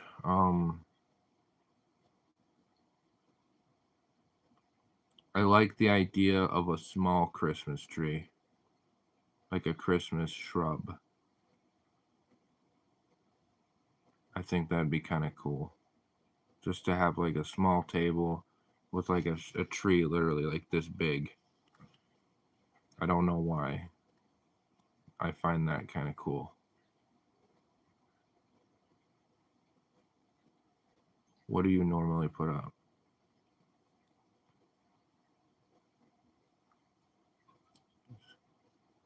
Same to focus. Yeah. Because most of the shit, when you like, the longer you're on this planet, the more you realize how little actually matters and how precious few things there are that matter. So you start pouring your energy into things that matter, and that becomes your religion. All the peripheral excess, just focus on the core, be centered. It's easy to say that, but it's practice. You just practice and practice and practice, knowing that the law of the universe is that the results will come up. That's the law in this life or in the next.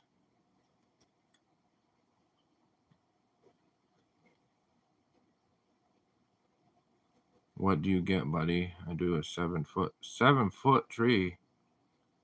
Good Lord. No, I was thinking of like totally changing it up and just getting like a holly bush. You know what a holly? You know the waxy kind of like a real one, like a shrub, and just having it. Like, why does it have to be a tree?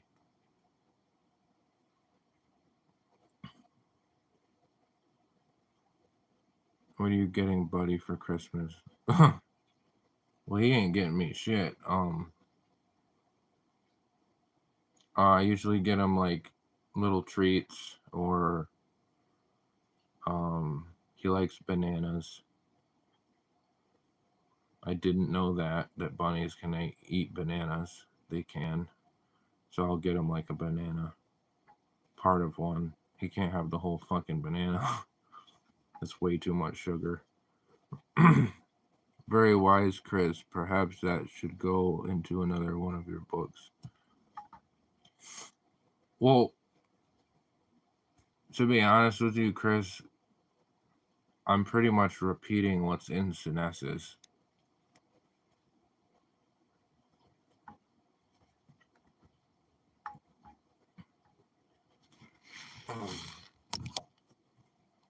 Sorry if I'm like shaking the camera. I'm gonna go have a cigarette.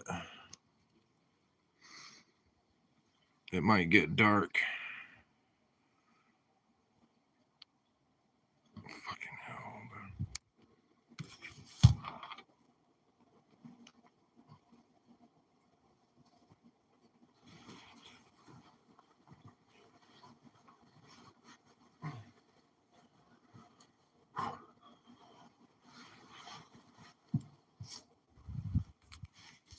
Y'all still there?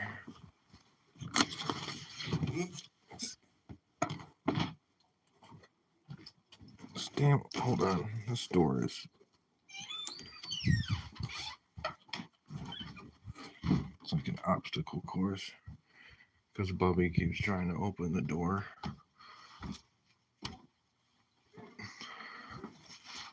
Because of the cat, I can't have him just roaming around. Where the hell did it go?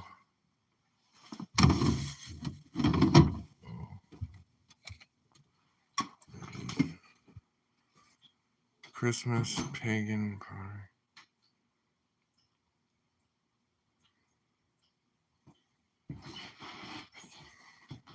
Oh shit, I'm sorry, Jeremy.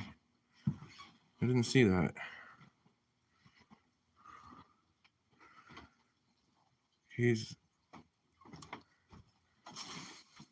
Please keep them tied up. I will.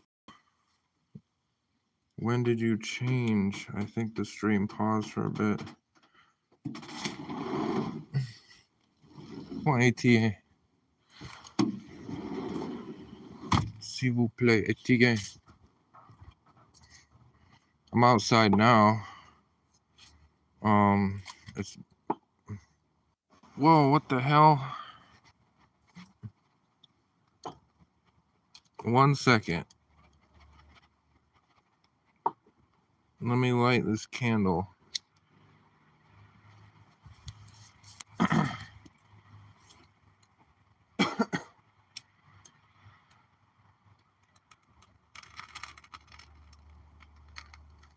Oh, it's a sparkling candle.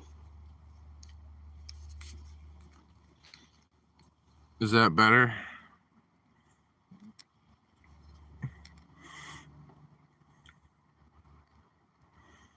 Yes, I have my boots on.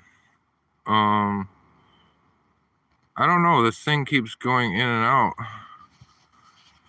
Somebody's like, probably Bozo the Clown is hacking my phone or something. I don't know.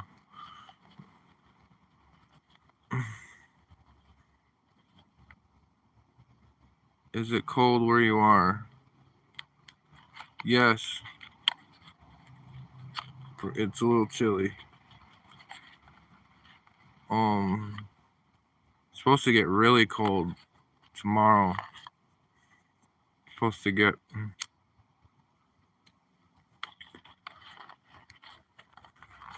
in the 20s, I think. Is it freaking raining?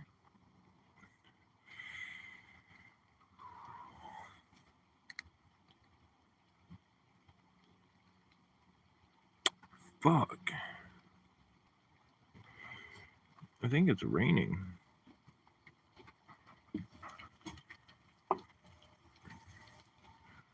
Yeah, I think it's raining, man.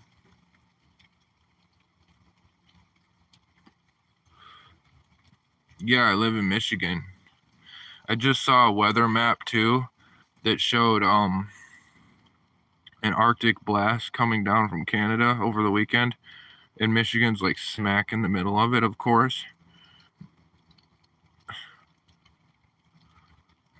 I miss California.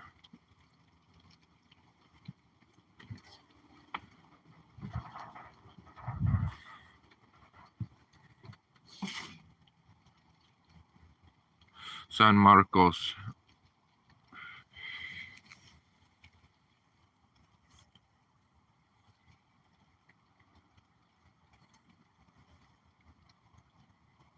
Yeah.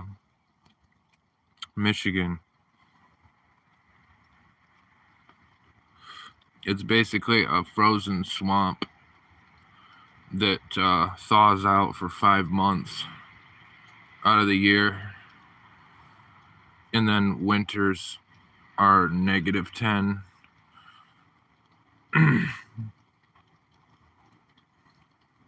That's what's funny is like the places I've traveled, people are like, oh, the winter was harsh this year. We got like almost an inch or something, you know. You ever had your thighs covered in snow? You ever felt -15? You can't even breathe. You breathe in with your nose and your eyeballs freeze because the cold air travels into your skull and freezes your eyeballs. That's how cold it gets. Yeah, it's gorgeous in the summer.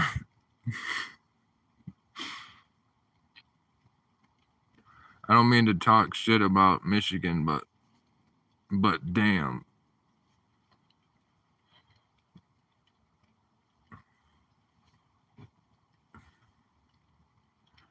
What's up, buddy?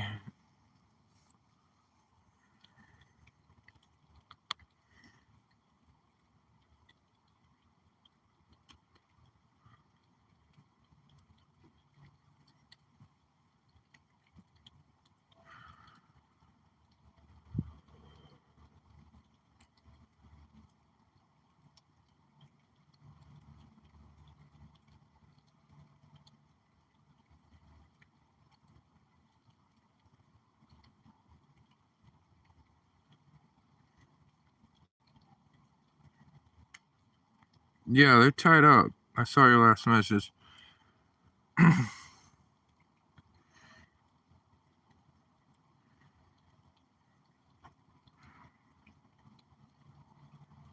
What brought me to live here? Family. It's kind of a long story, but I basically grew up as a nomad, and then around adolescence we settled in Michigan.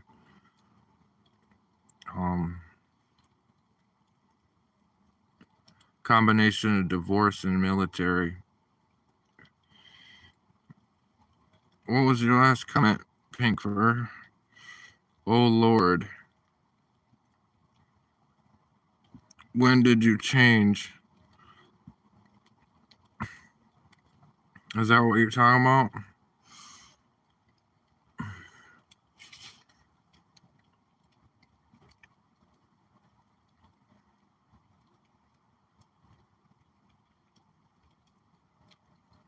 Oh, I don't see what you're talking about then. Just say it again.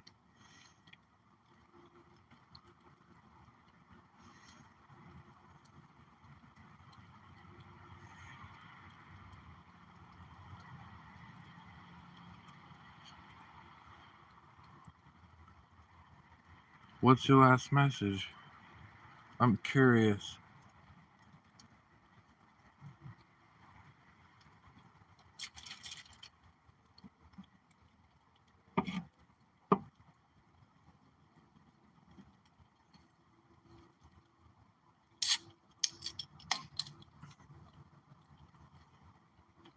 No, I wasn't in the military. My stepdad was in the Army.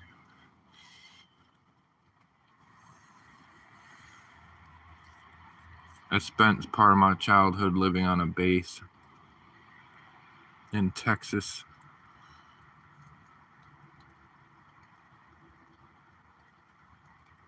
Fort Hood.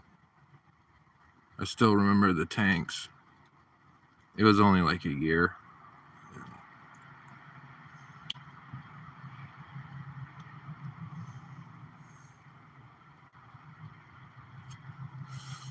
What, do you see something behind me, Pink Fur? Is that what your message was?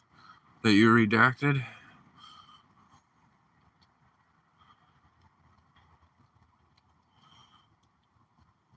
Do you see Bozo the Clown behind me waving or something? Should I be afraid?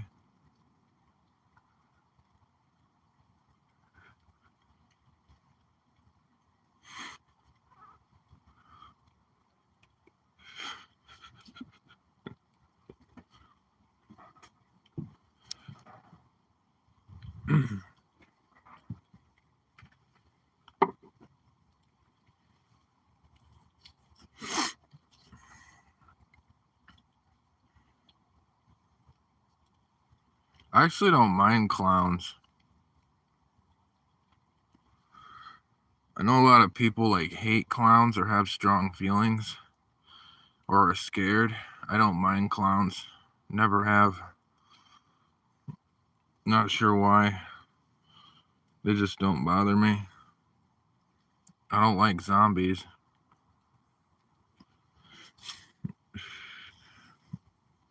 Do you like country music?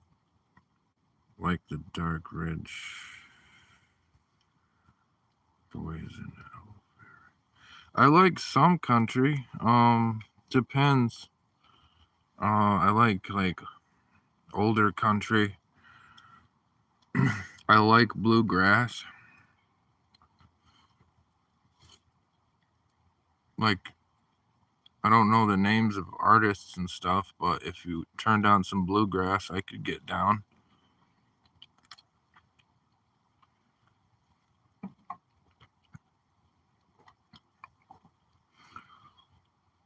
Hey Tiffany, how are you?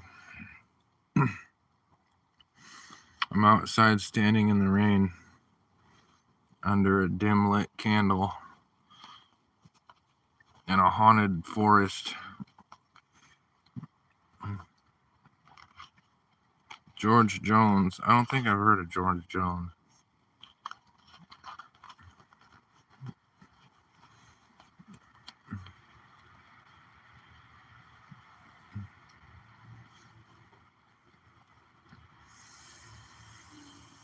Just all right.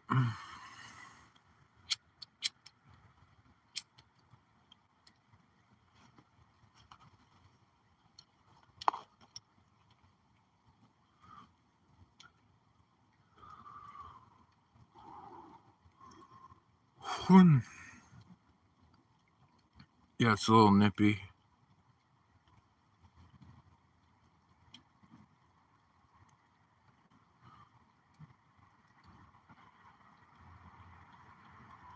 Yeah, I got them boots on.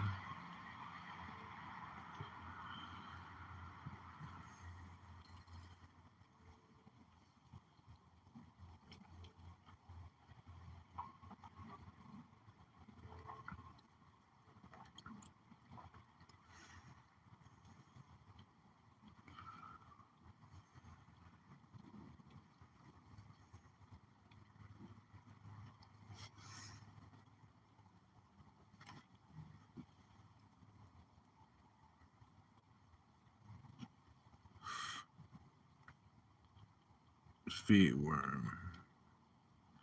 Yeah, my feet are warm, man. How about you?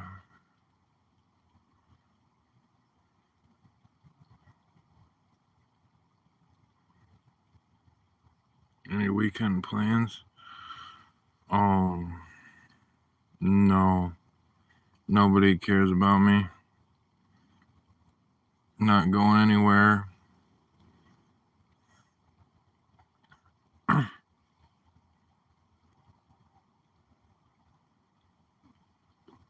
Wish I had plans. Pretty much. Probably gonna work more on outdoor stuff. What about you? It was 80 something here in Texas. Well, damn. Have you seen the movie Don't Say a Word? The movie? Who are you talking to? How was work today? It was alright. My back really hurts. Yeah, I'm still up. We care, that's why we're here. Well, thank you for caring. I don't know if this sounds dumb or pitiful, but sometimes sometimes I miss being married just for doing stuff regularly, like a regular doing of things. Like we would go out to zoos randomly, or we'd go out on a walk, or shit like that. Getting divorced just was boring. Like everything is just boring. It's just work. And then when you're my age and you're 30, divorcee, like it's so hard to make friends. I just want to do shit. I don't even care what it is. Play checkers. Fucking play cards. I don't Monopoly. I don't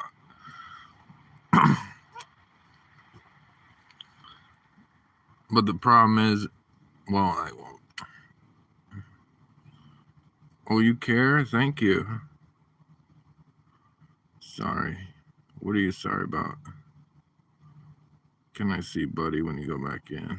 Yeah, if he's not hiding.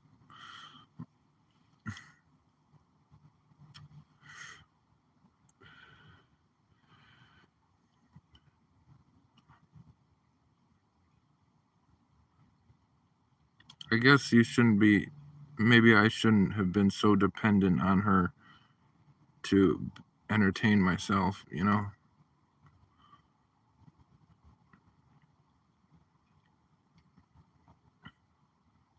The other thing is, too, though, well, I don't know if y'all want to hear about this shit.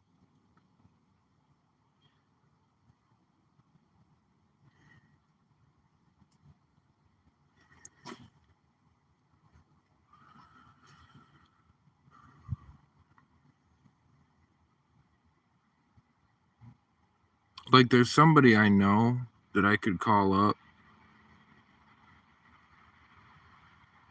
and we would likely be able to hang out and do things. But this person is like, and I'm trying not to come off as arrogant, but they're like completely in love with me. So whenever we try to do stuff, it always ends up being like that. And I'm like, can we just like watch this movie, or like, I don't know.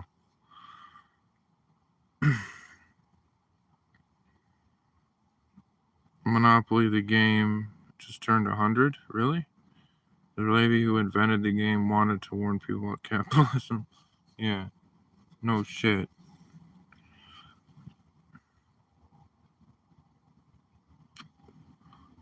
Don's Buddy get out at all, or will he take off? Oh, you mean outside? No, I don't know what he would do. I've had him outside like 3 times maybe.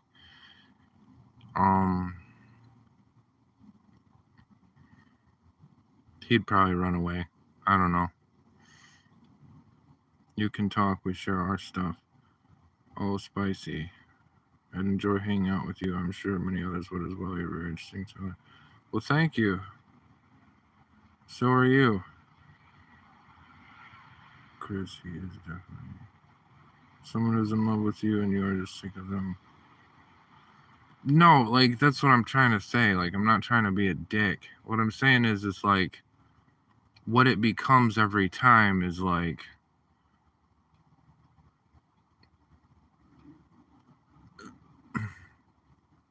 I don't feel the way they do, but I like their friendship a lot. They're extremely fun. We laugh together, you know, can do fun, ridiculous stuff. And then there's this part where it turns into, you know, get down and stuff. And I'm like, because then I know what the result of that will be. Because then she'll be like, what are we? And I'm like, maybe I'm saying too much. This is why a man gotta keep his mouth shut.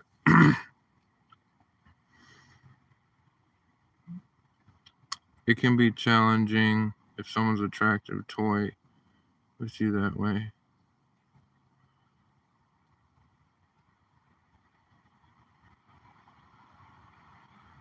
Well, in a sense,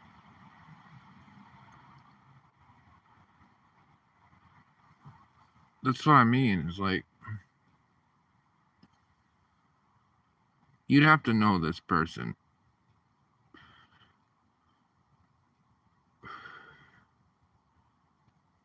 And I feel terrible.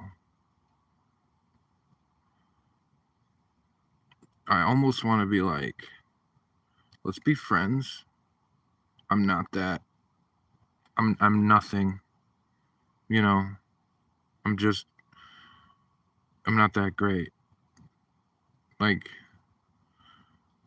you have, there's other dudes that I know you have. You know, I don't know. I'm just kind of rambling. Yeah, it gets messy. It's gotten messy.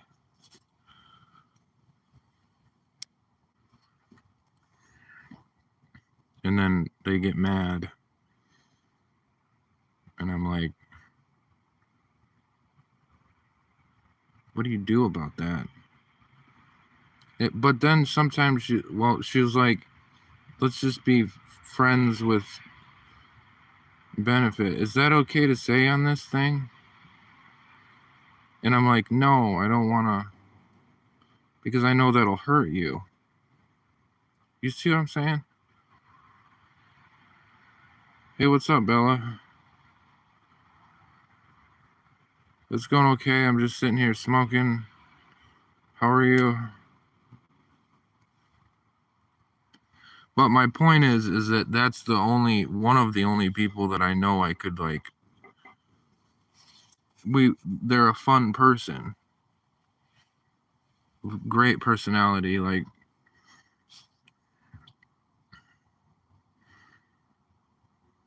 tisk. Oh shit, my bad. I mean, I'm not smoking. I'm just sitting out here. That's just my breath that you see. Because you are too good of a guy. Let's say I'm not that good. I feel like I'm an asshole.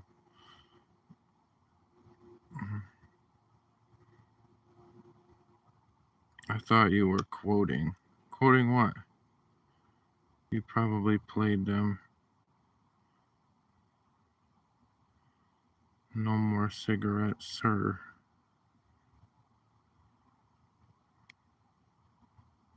Did I play them?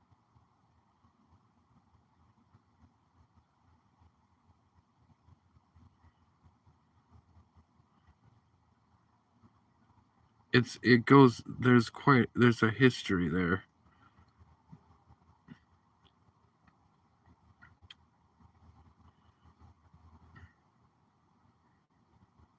Oh, you're doing good.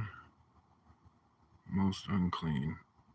How's the skin suit going? It's still working. How about you?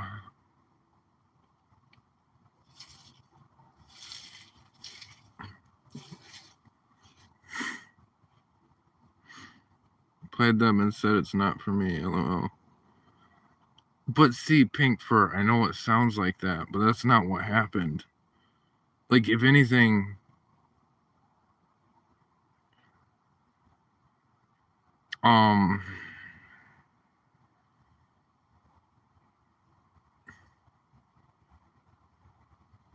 it's a hard thing because I'm like, they want what I can't offer, but then like, can't we be friends? I guess not. But I thought we were friends. But I guess we're only friends if you get this. You know? So are you really friends with me?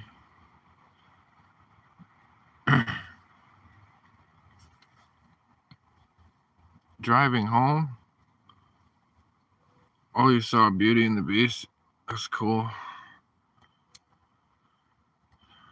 Donna had time to make mittens and stuff. Oh, you're talking about like fucking Buffalo Bill type shit. What? Are you doing okay, most unclean? When sexual attraction goods in between the ratio, it's very difficult. Yeah, that's what I'm talking about. Because I'm like, you're sitting there saying, you're such a cool person. Well, then just hang out. I don't know.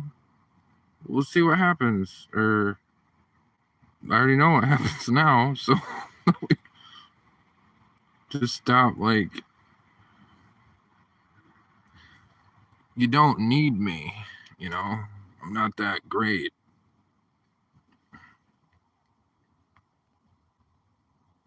SMH. What is that? Smch. You almost have to stay away. I know it's unfortunate, but otherwise it's a very slippery slope. See, I feel like, yeah, I feel like if that happened and I went there and was like, okay, we can be together, then her personality would change and it would turn out life. We change how we are and see things.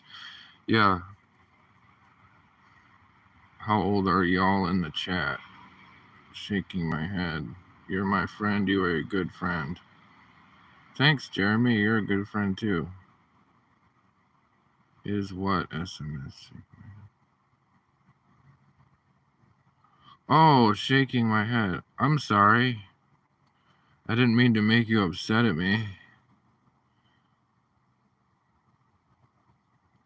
Don't belittle yourself. She finds you attractive. That's what I'm saying. It's like she knows other dudes, and she's like, they're a lot hotter than me. Like I'm ugly compared to some of these dudes. I'm like, go for him. You know? And I get a little bit like, is resentful the word? I don't know.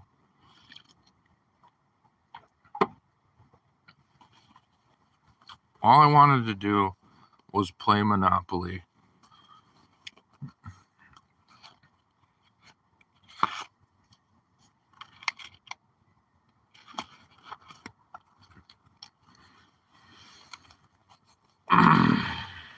You're made in the image of God. Yeah, so were you. Modern dating. I wonder if it's always been this way. Don't dishonor yourself. What do you mean? But they aren't you. But that's what I'm saying, Chris, is I'm like, am I just a prize? Do you see what I mean? Then I start getting these weird questions like, is it just a conquest? I don't know. Because that's not what I'm looking for.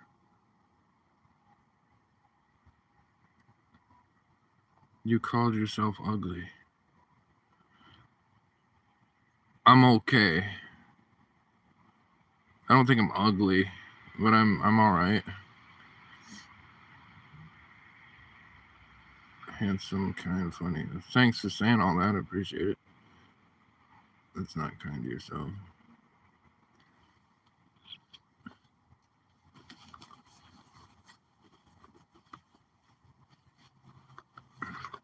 What's that over there?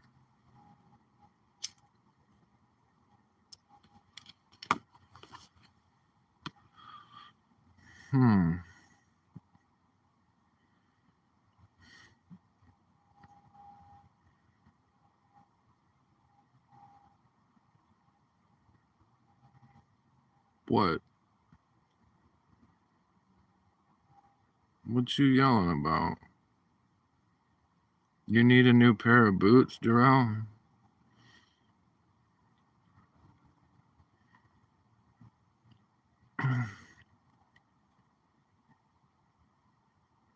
Saw what? A candle?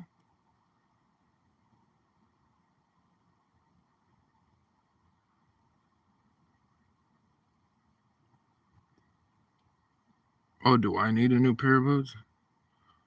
Actually, if I'm being real with you, Jeremy, I fucking hate these boots. I think boots without steel toe are worthless. That's my hot take. Like the kids say, boots without steel toe are worthless.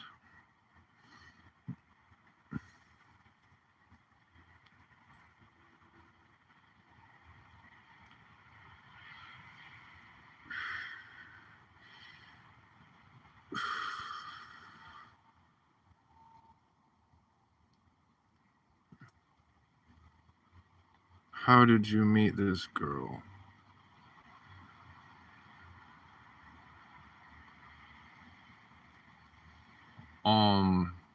Work. I worked at a donut mill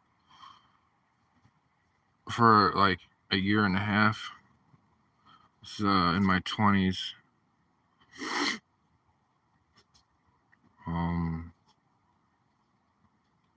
She was one of the pastry workers. We just started chatting it up at work.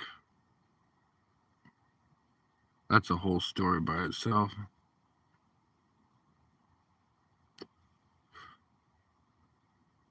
Fuck. You're getting sleepy, Jeremy? And go to sleep. How many cigarettes have you had today? 4.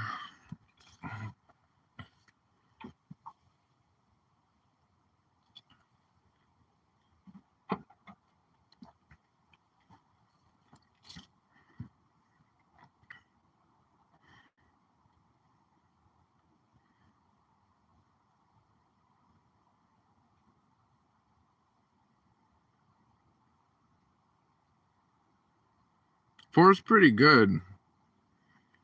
I mean, it's not good, but it's, you know.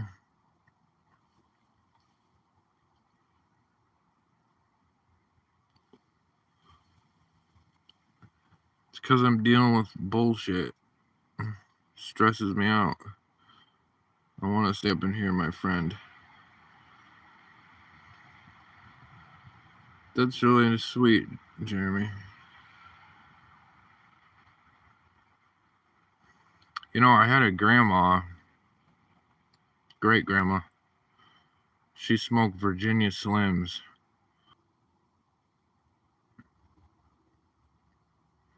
She smoked a pack a day. Are you an alcoholic? Who, me? No. Alcohol repulses me. I don't judge.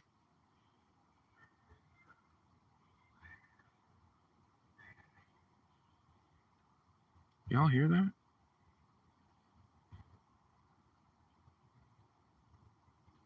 There's some domestic shit going on.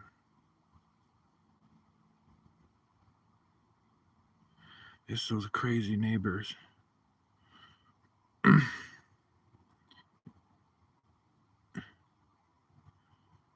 If you aren't gonna drag yourself further into addiction, then sure, have a drink. No, absolutely don't judge either. Well, I mean, I just don't like it. Does yeah? I'm not like morally against drinking. I just think it's nasty. I would say be responsible and don't obviously operate machinery. I'm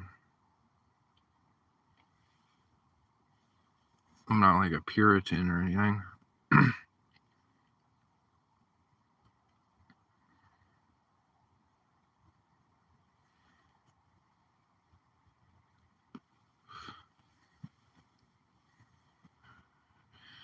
I think that like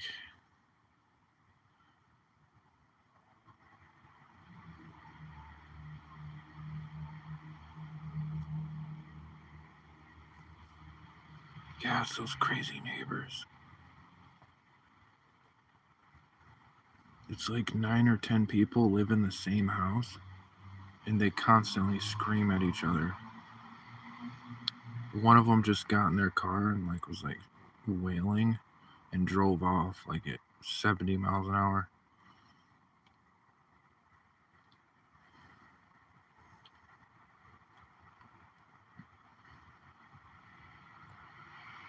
I'm just encouraging him to quit. He's been saying he wants to.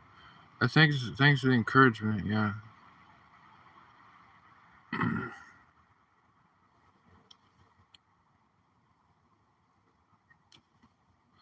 Only have one drink when I have water. Glad to hear it's not. Yeah, it's late. That's what I'm saying. These people never sleep. But it's like a whole 2 or 3 families. I don't know what's going on. But they're very loud.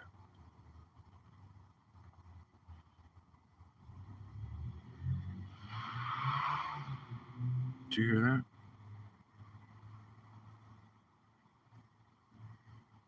Hey, what's going on, Pink Fur? No, I live in a house.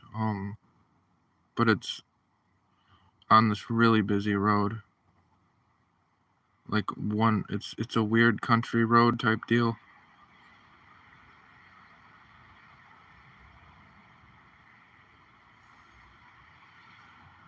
They just get so fucking mad. Like they'll be screaming and swearing at each other. Like, fuck you, motherfucking fuck. And I'm like, it's like 2 in the morning. Hey, I'm back. Oh, I'm back to call you out on your games. Do you really think I'm playing games, Pink Fur?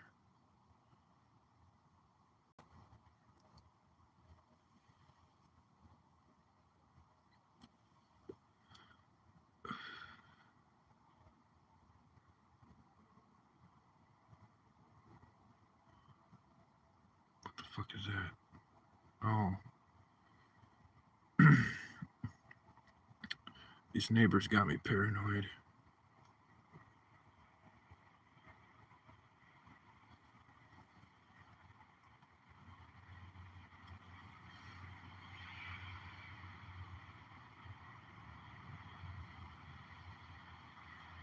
You see that? Oh, never mind. That's another house. They're just, yeah, it's just like, chill, man.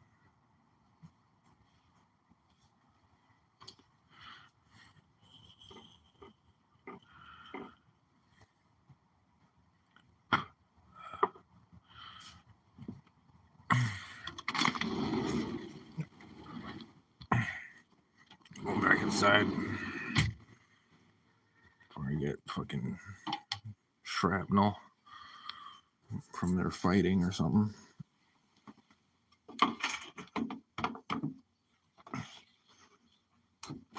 I mean, I'm just at this point, like, just fucking divorce or whatever. Just don't be together if you're gonna fight constantly.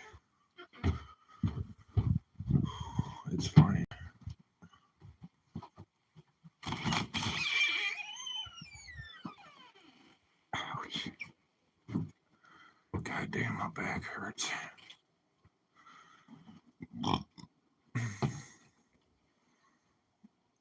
My neighbors on the right have a daughter that is so rude because I complain about her banging on the wall early in the morning. What happened?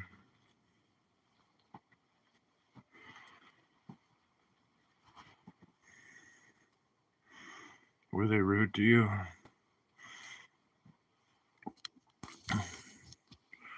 Why was she banging on the wall?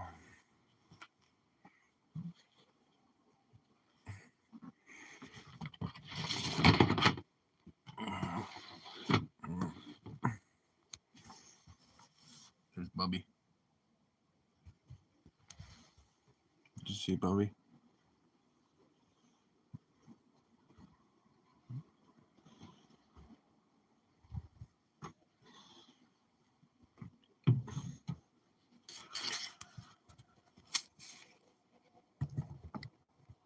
I apologize.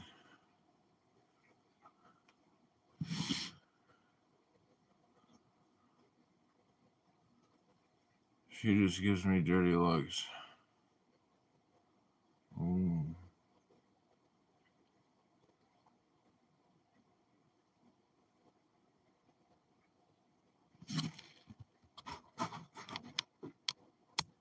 You know,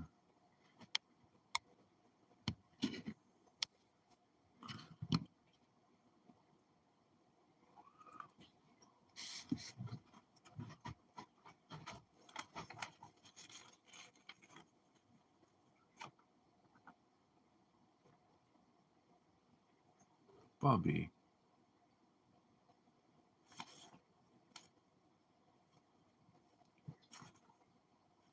Bubby's a lot cuter than I am.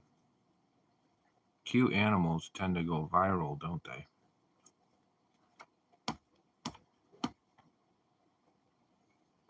Bubby.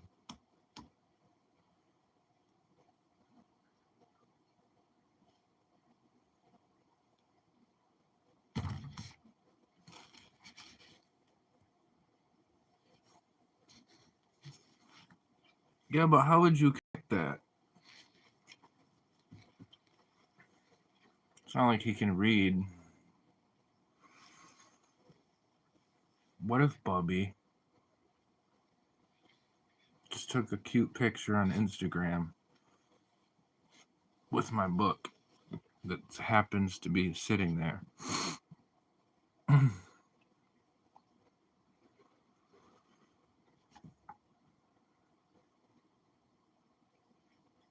10 million likes.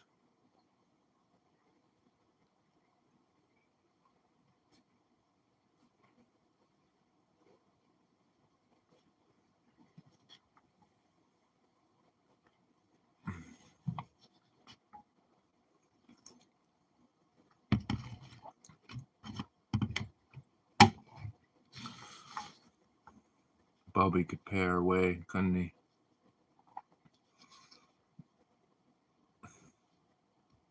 No, I wouldn't use him like that.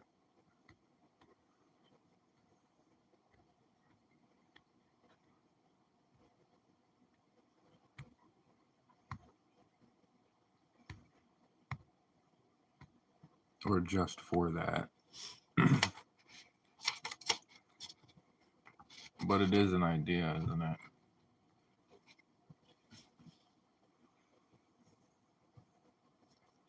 I almost had this idea of shooting a video of him like chewing on the book and then being like, Bubby, what are you chewing on?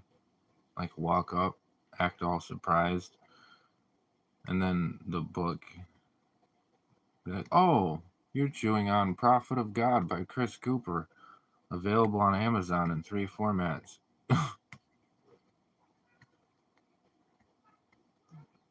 Poor Bubby's about to get No, Bubby.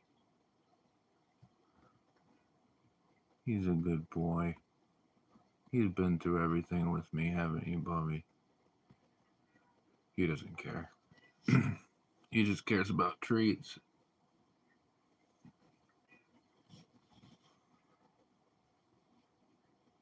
Put glasses on them, yeah. I wish. That'd be super cute, though. Like those little, like, ones that sit on your nose. Or a monocle.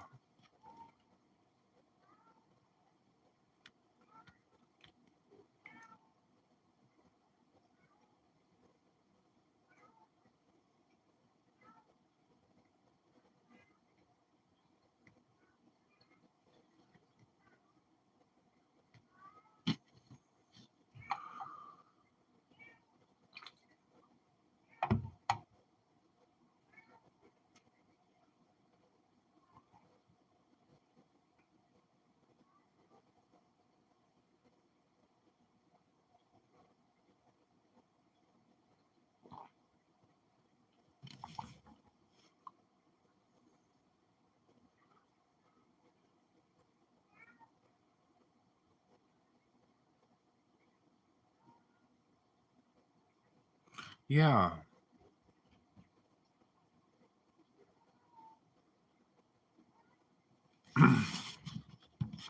Hang on, I'll be right back.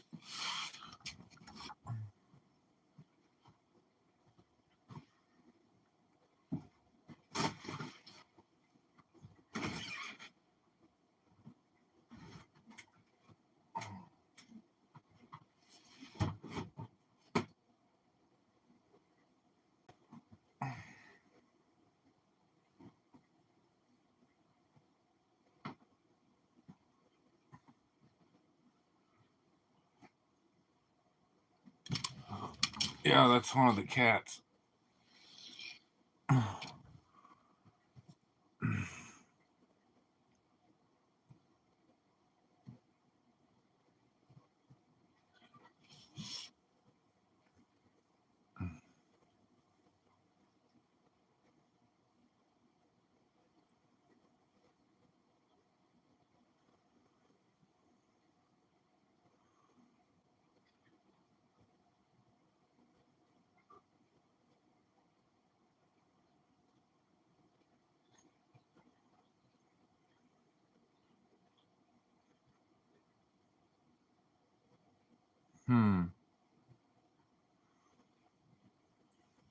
What even time is it?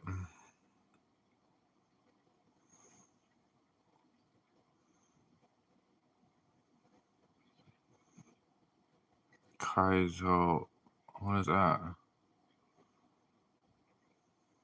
Do you stay up late through the night? Lately, a little less so. Like, I've been going to bed around like 1:30 or 2 or but on these when I'm on the lives I stay up later, obviously.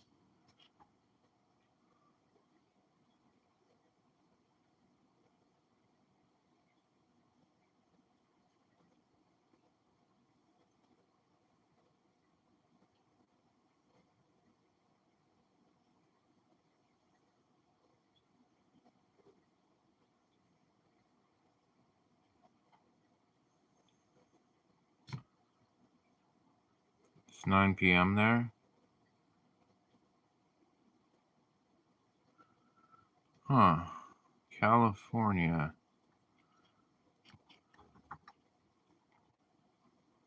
What part of California are you from? It's midnight here.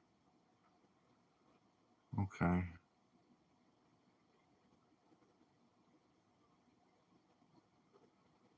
I wonder if my aunt's gonna call me.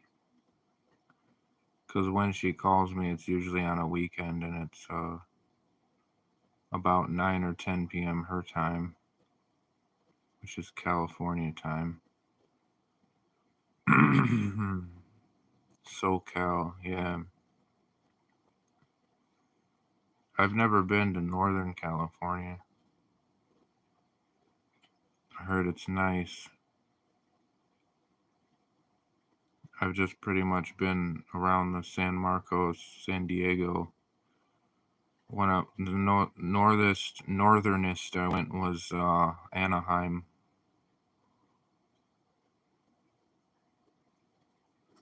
Very nice, Jill. Yeah. I'm gonna move out there soon. Probably.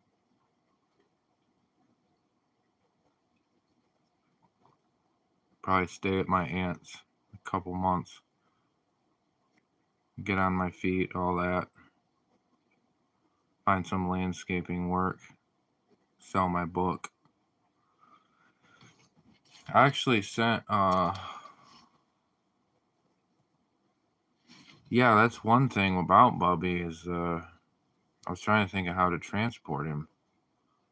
Like when I move. Because you can fly pets on planes, I think. But he would, I don't know if he'd jive. Like he'd have to, like what would I do? I couldn't have sit on my lap. Probably chew the plane cables and wouldn't you, Bobby? Yeah, he would. I'd get him here somehow. I was also thinking about his driving.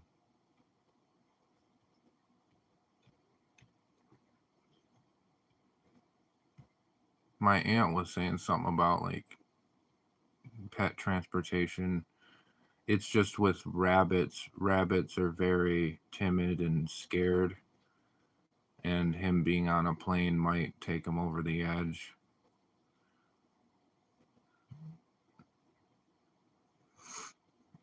She lives in San Marcos. But I was gonna say, I actually recently sent 2 copies of my book to a bookstore in Encinitas.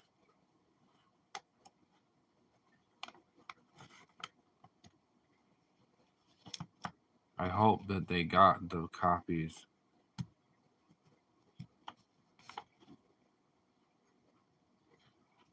I sent them in the mail.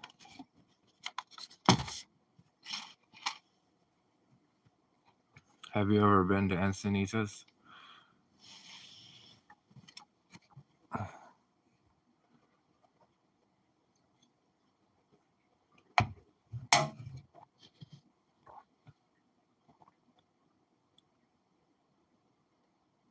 My belly is stuffed with gator and catfish.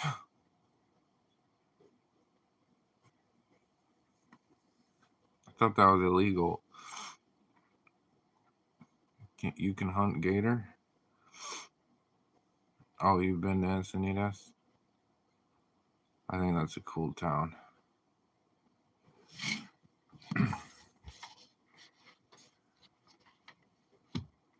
Should I read the ending of my book right now? All right, I'm going to read the ending. Let's see.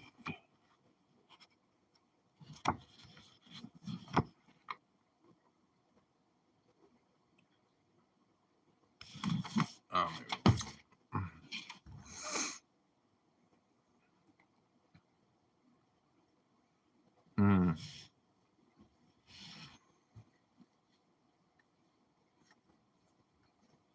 I wonder how many people, if whoever ever like reads it, would be surprised by the ending, or if they'd read it and they'd be like, "I totally saw that coming." Like I don't know.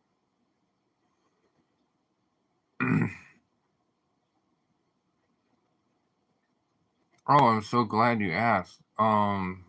Amazon.com. It's called Prophet of God. It looks like this in paperback.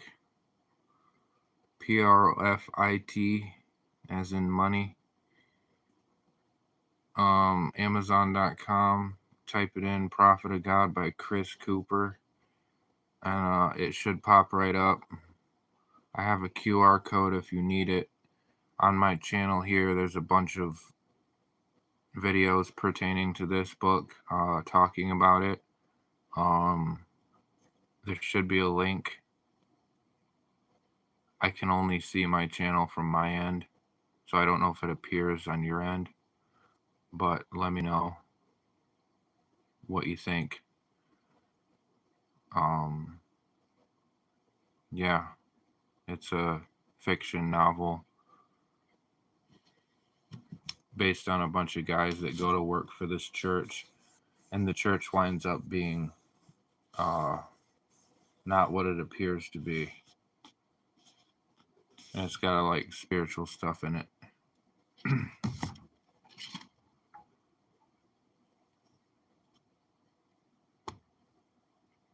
Who knows? Oh, you did find it? Cool. Once I get mine, you better sign it for me. Okay. Sure.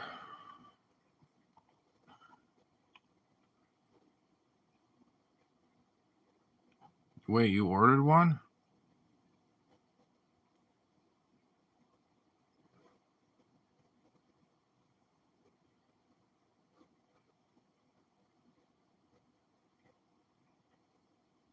Pink fur?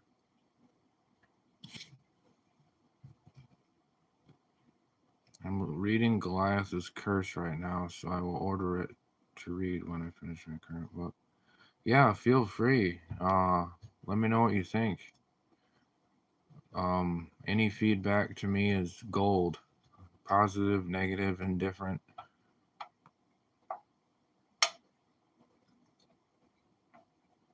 There's just me. I don't have a marketing team. It's independently published. All the big houses told me to go away. So any feedback, sharing, liking, whatever helps everything. Goes a long way. Goliath's Curse. This sounds interesting. Is that a fantasy?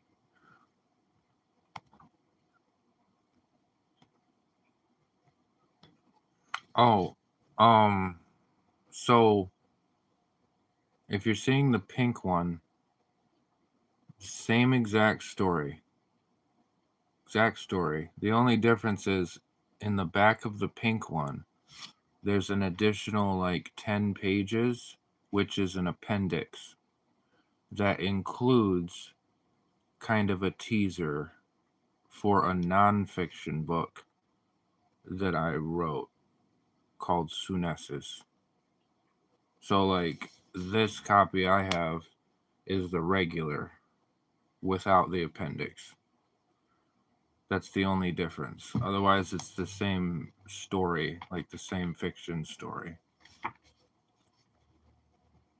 So I called it Prophet of God Sunesis Addendum, which addendum is just a fancy word meaning appendix. But yeah.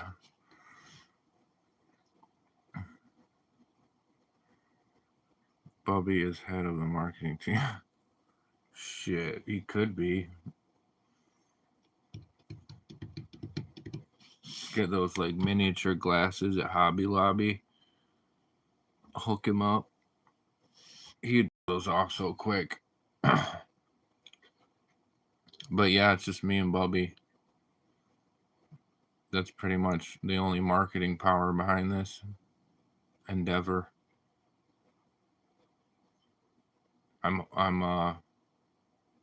I passed the manuscript by probably 70 publishers and agents.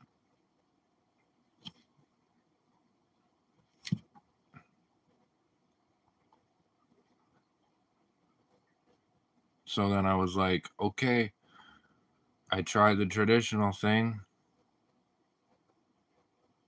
This must be published, so I put it on Amazon. I'm really glad that Amazon has self-publishing stuff.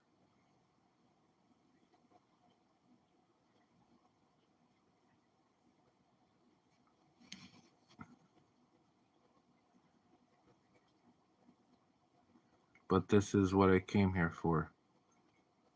So I must do it. Word.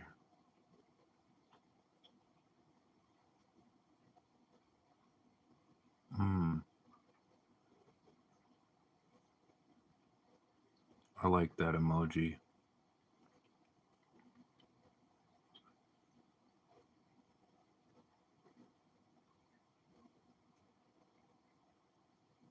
I think I actually mentioned Bubby in there. Yeah, on the author page in the back.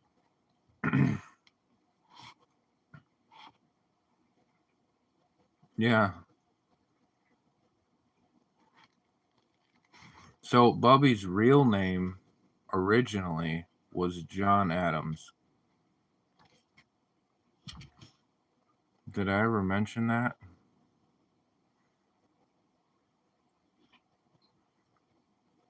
Bubby's real name is John Adams.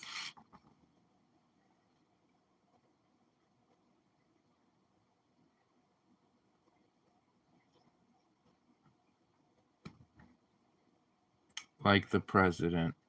Mm-hmm.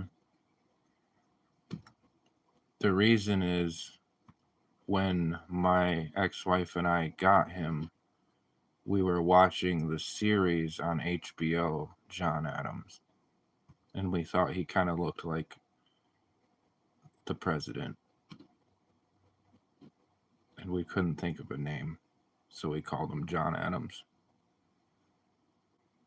So in the book, I actually I mention him in the author page.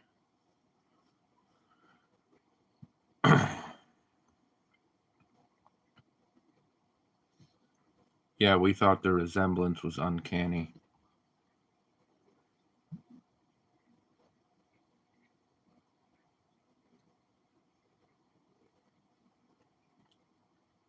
But I don't think he really cares what his name is, to be honest.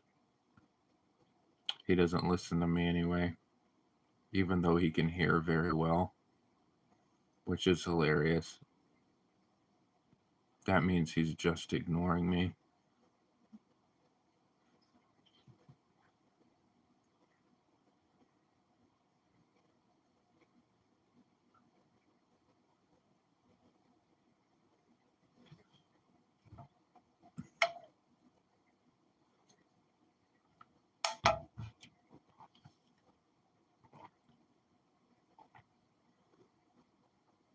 That means he's consciously choosing to ignore his guardian for the past 5.5 years. He hears my voice and he's like, fuck off. Where's my treats?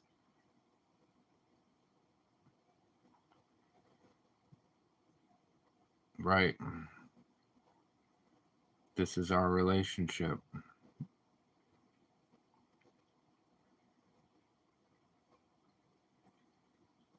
I'm pretty much his pet.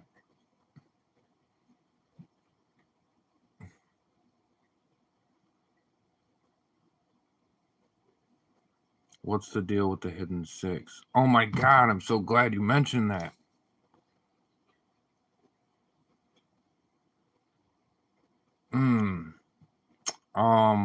So basically the hidden six I put in the manuscript to repel AI. The hidden six is in the text somewhere in the book. Like in the words. So that AI can't mimic it, because AI wouldn't make a mistake like that. Maybe that's stupid, but I thought it was cool. So I put it in there. I wanted to do a thing, but I couldn't think of a way how to make it where if you find the hidden six, there's something like a prize. I don't know. That could be a future thing. Yeah. because there's so much I've learned in the process of figuring this stuff out about self-publishing and publishing in general. And there's a lot changing when it comes to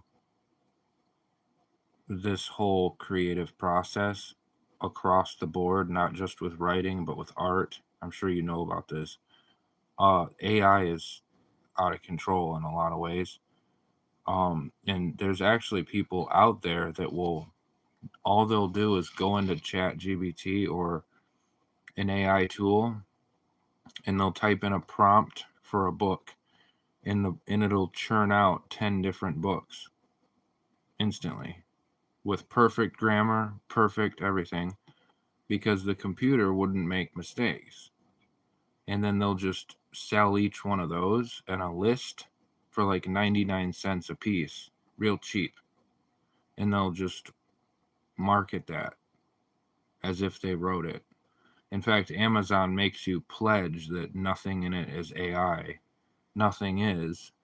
So, like, to show that, I thought I'd hide a mistake.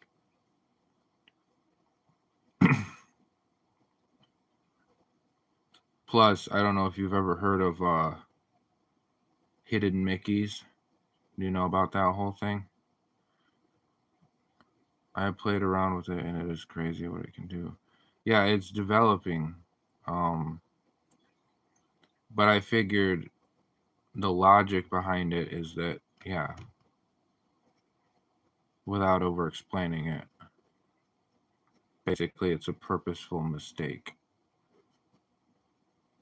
Hidden Mickeys. So if you ever go to Disneyland or Disney World, California or Florida, allegedly there are Mickey Mouse plaques, like symbols you can find in the park.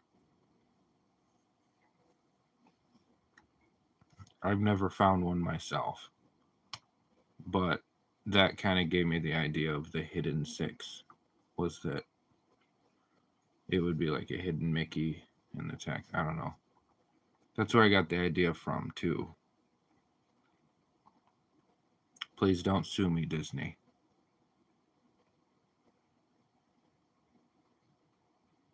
Yeah, I don't know if it's even true.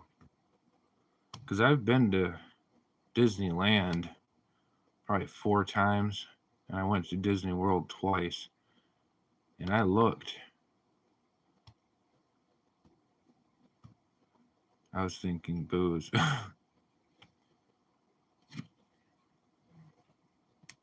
Well, maybe if you find like the hidden Mickeys, it like leads you to a secret bar. I don't know.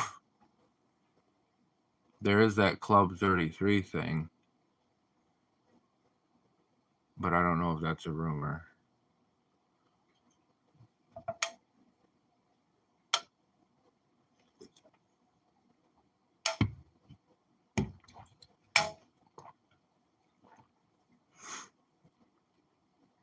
I mean, I 100% didn't get the idea from that.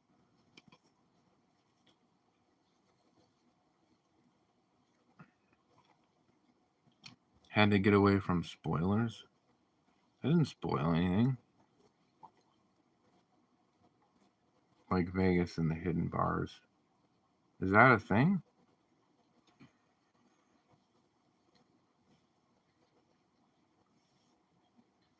No. No, I didn't.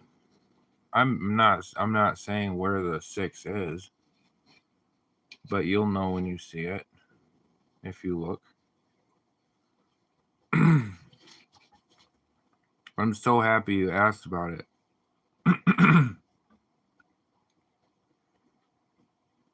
That means that people can actually see what I wrote on there. It's kind of relieving. I was afraid I didn't type it, plug it in right or something, like on the Amazon thing.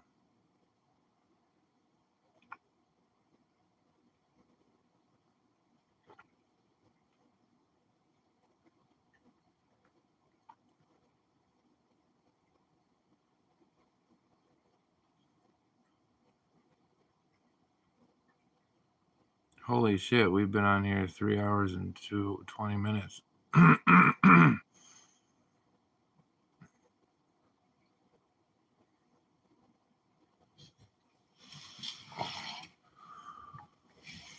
feel like I'm boring.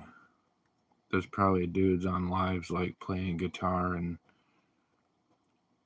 singing and shit. I'm just sitting here chilling on a table.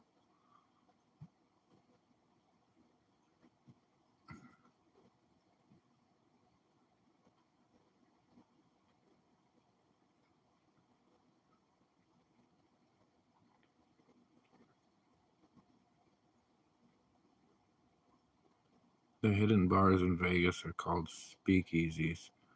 Oh, yeah. Some you have to solve puzzles or tasks to get entry. That's super cool. I like hidden things. That's kind of cool. Speakeasies like the old 1920s. Prohibition.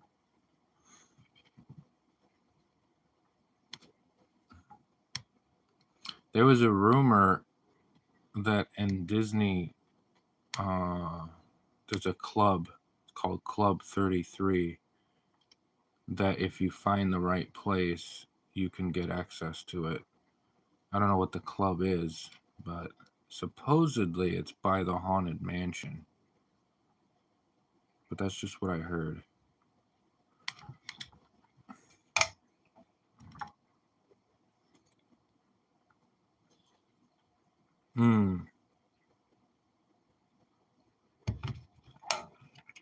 It probably is a bar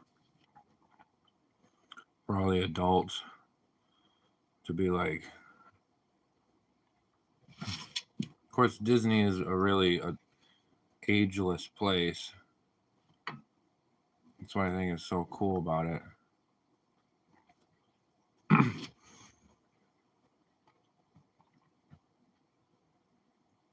Shit, I'd go tomorrow if I could.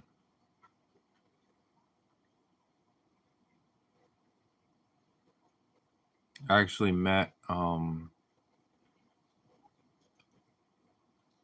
Tim Rice, who co-wrote the song, the soundtrack for The Lion King with Elton John. I met that dude in Disney World. It was really innocuous too, because he was just I went there for choir when I was in high school, and our choir director was able to get us access to these tunnels that were used for performers so that you could just pop up in different places in the park. You know, you didn't have to go through all the lines and stuff, but we used the tunnels. And in one of the rooms, there was a dude playing piano just in a room, and we all rushed in and we were like practicing the songs. I don't know if I mentioned I was in show choir, but we were practicing the songs, and the dude in the piano was like, "Okay, well, I'll let you guys to it," and he left. And our director was like, "Oh, thank you, sir," whatever. And he turned to us and he's like, you guys know who that was?" And I'm like, "No." He's the dude that co-wrote the Lion King soundtrack with Elton John. I was like, "Okay, that's neat." And then we just kept practicing.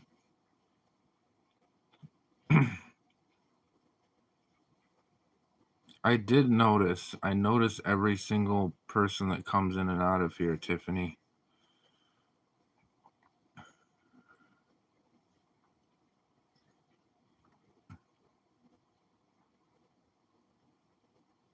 I'm a hyper aware person.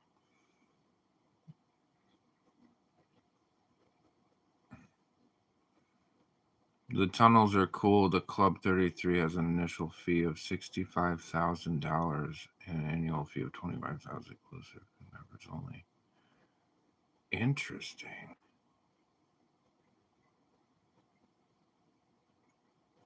Is it true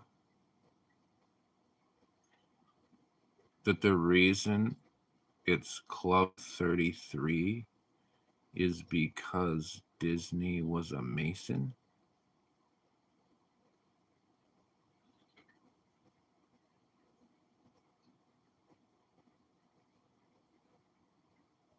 That's just what I heard. That's unverified.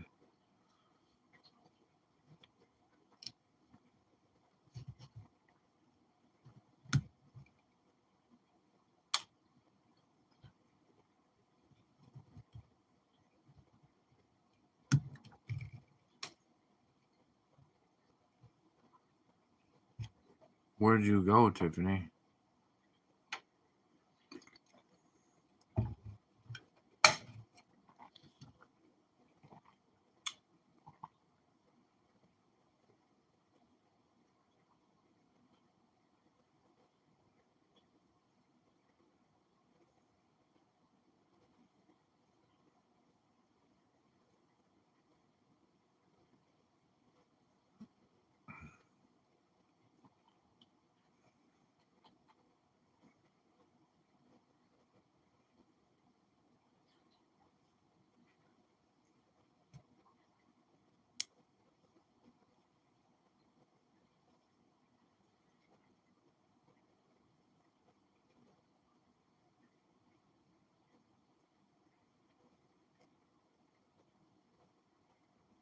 Oh, okay.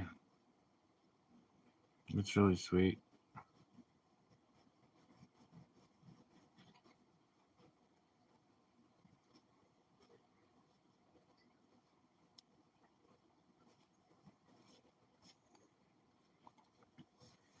Pink Fur, do you want me to keep reading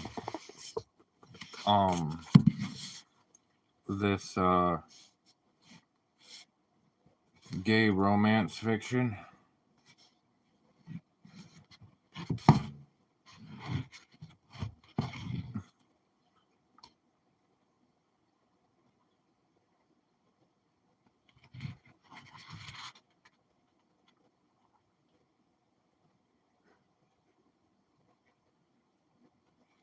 I think it'll have to be the other one.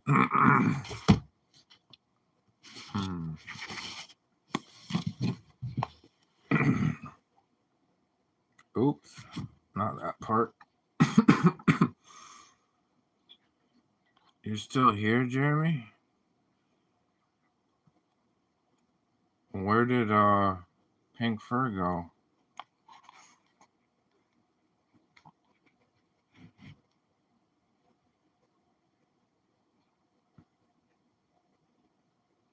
Like, here's a good example. I know starting to lose my voice. I know the home he means is the guest cottage in Maywell Bay, but having him here with me feels like a piece of Fern Falls. He feels like home, and that isn't just enough, it's everything.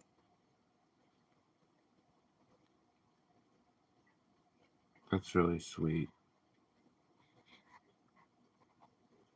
I actually underlined that part.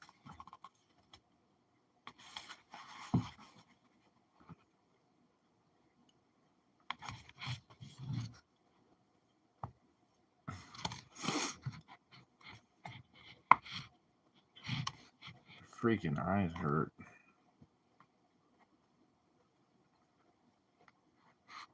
Yeah, this is a good.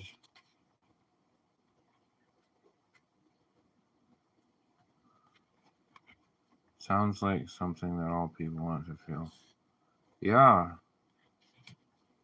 Yeah, for sure. Just somebody that feels like home, that you can just totally be yourself with. Boy, wouldn't that be something?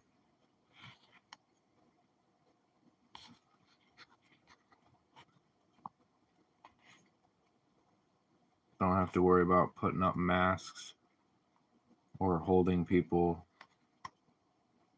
them up constantly, or a team partnership or having to deal with crap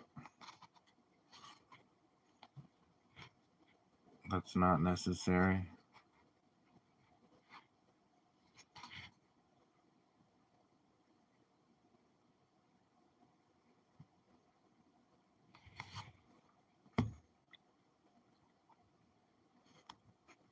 My situation is the same. I can't be myself with my husband. Haven't been able to.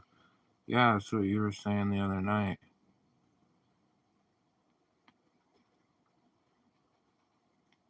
I'm sorry. You said that he's pretty apathetic.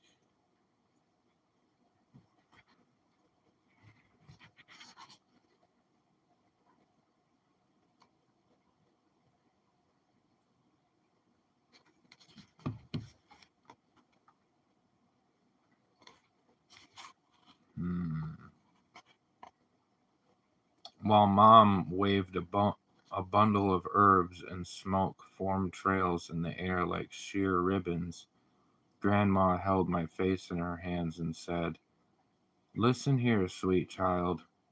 Whatever gives you joy in this world, that is what you do."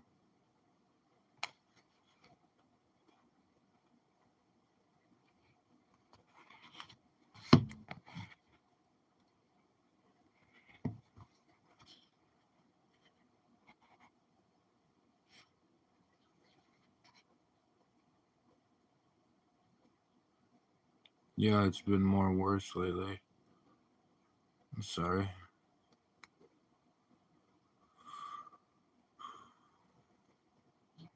What do you think would make it better? Yeah, I see Buddy if he's there. He's sleeping, Jeremy. I don't want to startle him.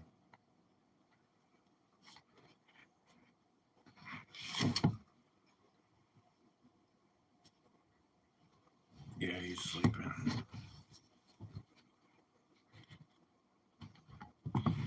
He's getting kind of old.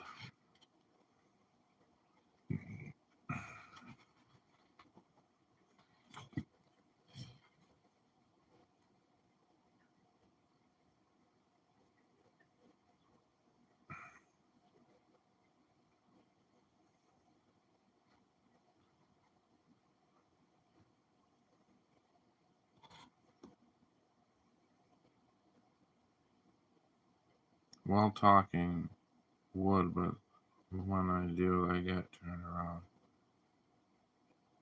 And it turns into him raising his voice. That's not good.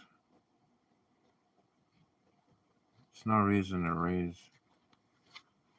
raise your voice if somebody can hear you already.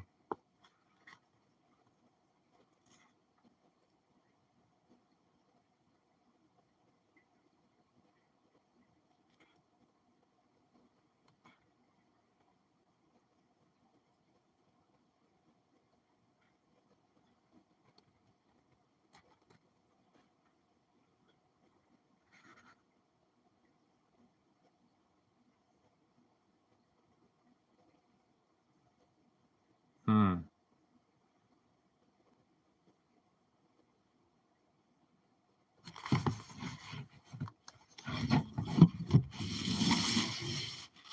So I just keep to myself and I can't talk.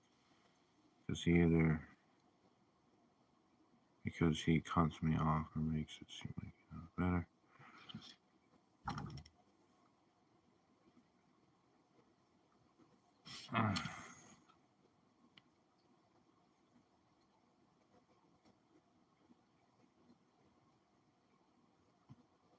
All right, Chris, you take care. Thanks for coming in. It was my honor. So I just keep to myself. I can't talk. I see what you're saying, Tiffany. I hear you.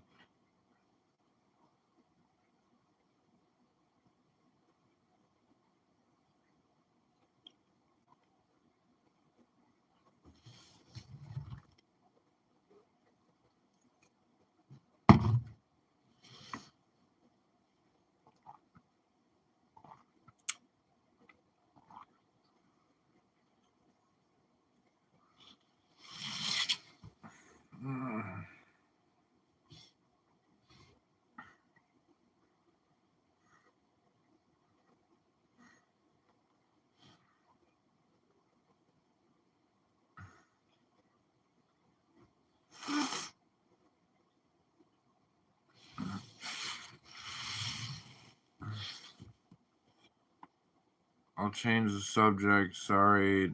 Did you see how the moon was the other night? Yeah, it was super bright. It was insane. Did you see it?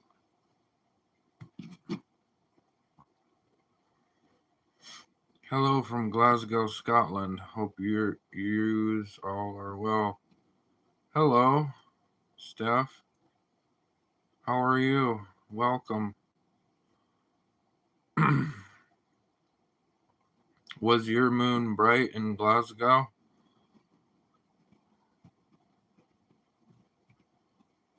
Yeah, it was really bright. Um,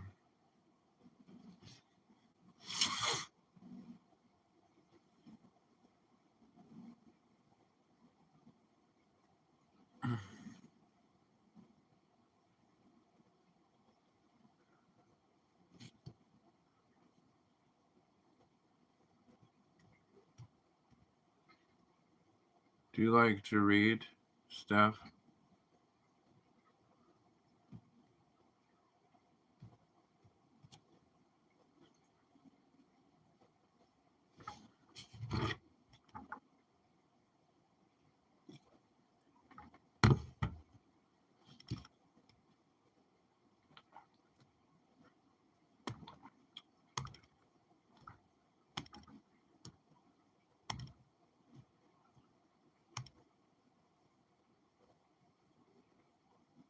I really like the moon. Moonlight's really beautiful. Silver.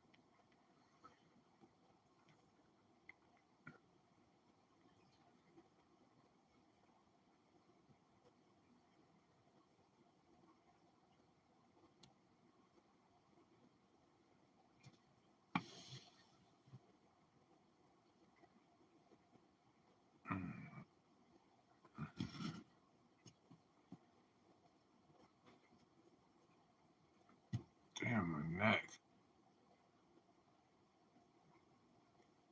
Oh.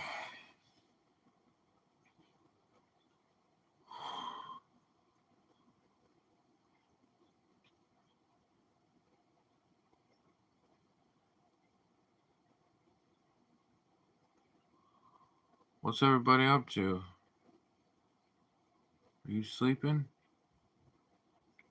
Pink fur?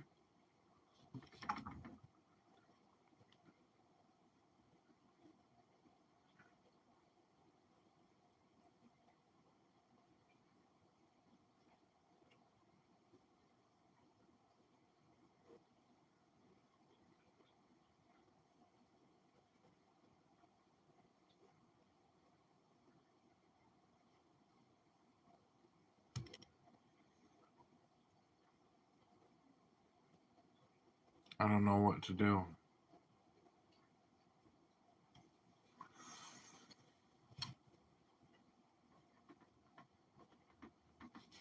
What is that?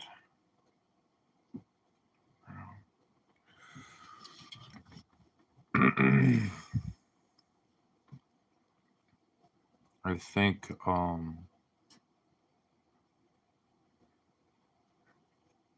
you're just not talkative. That's okay. I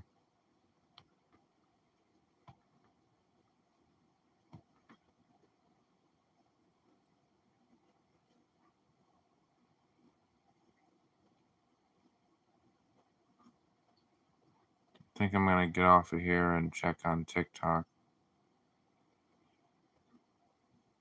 or watch a YouTube video and then go to sleep.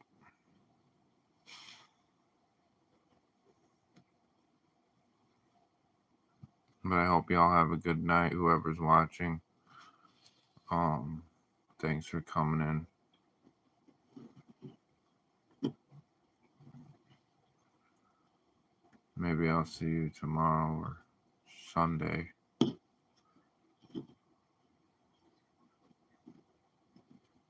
You as well, Tiffany. Enchanté.